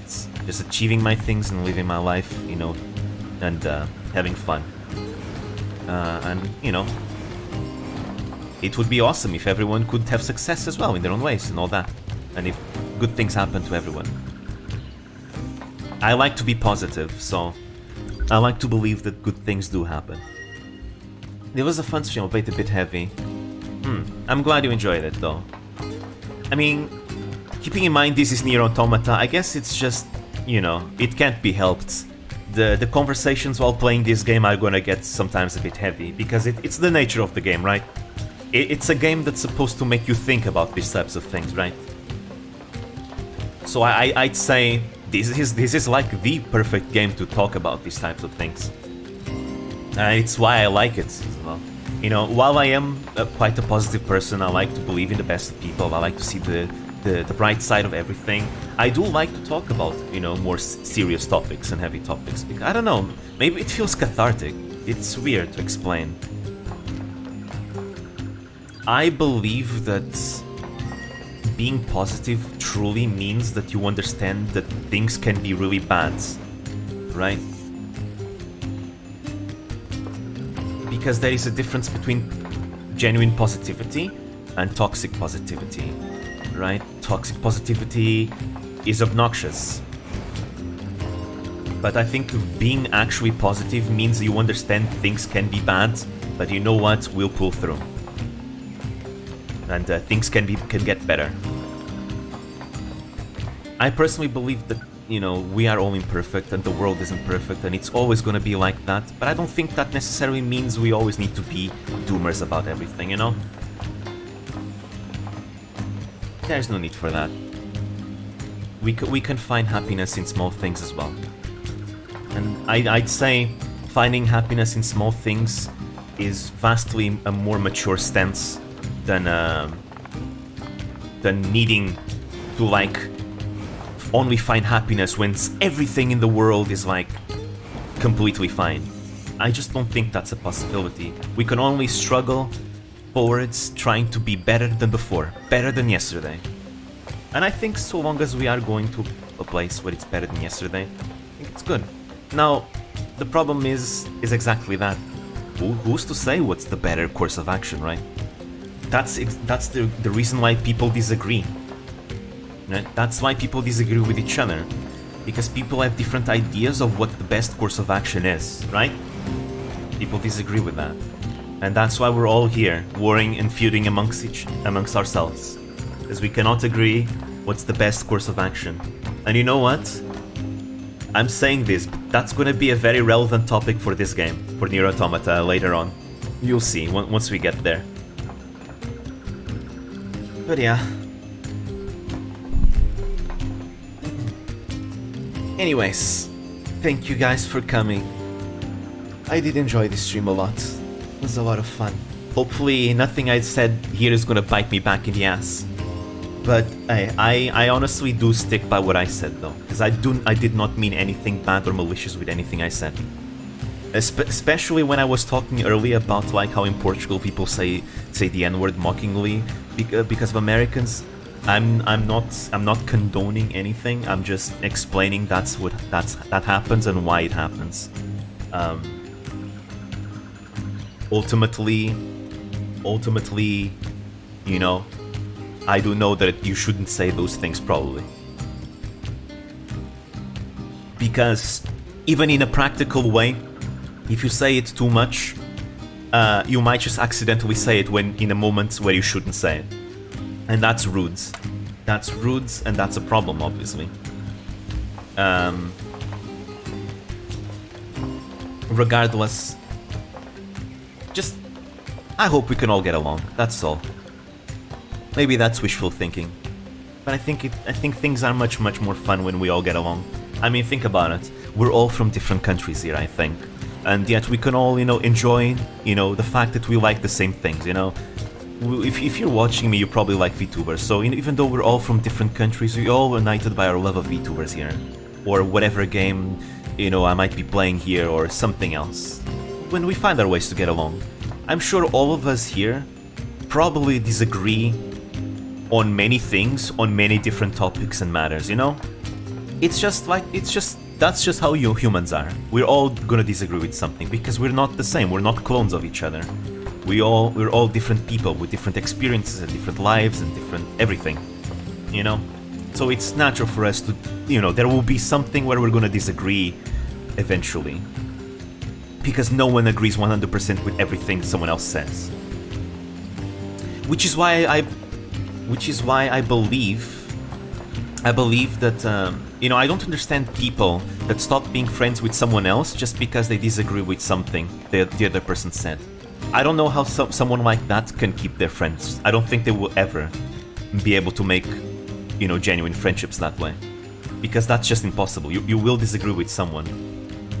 Wait, you humans? Are you an alien? Oh no, I exposed myself. No. I come from the dream world, obviously. Anyways, okay, I'm gonna stop before I keep going on this tangent, because sometimes when I get myself going, I don't stop. Anyways, thank you guys for coming. This was a lot of fun. See you guys next stream, and sweet dreams. Bye bye.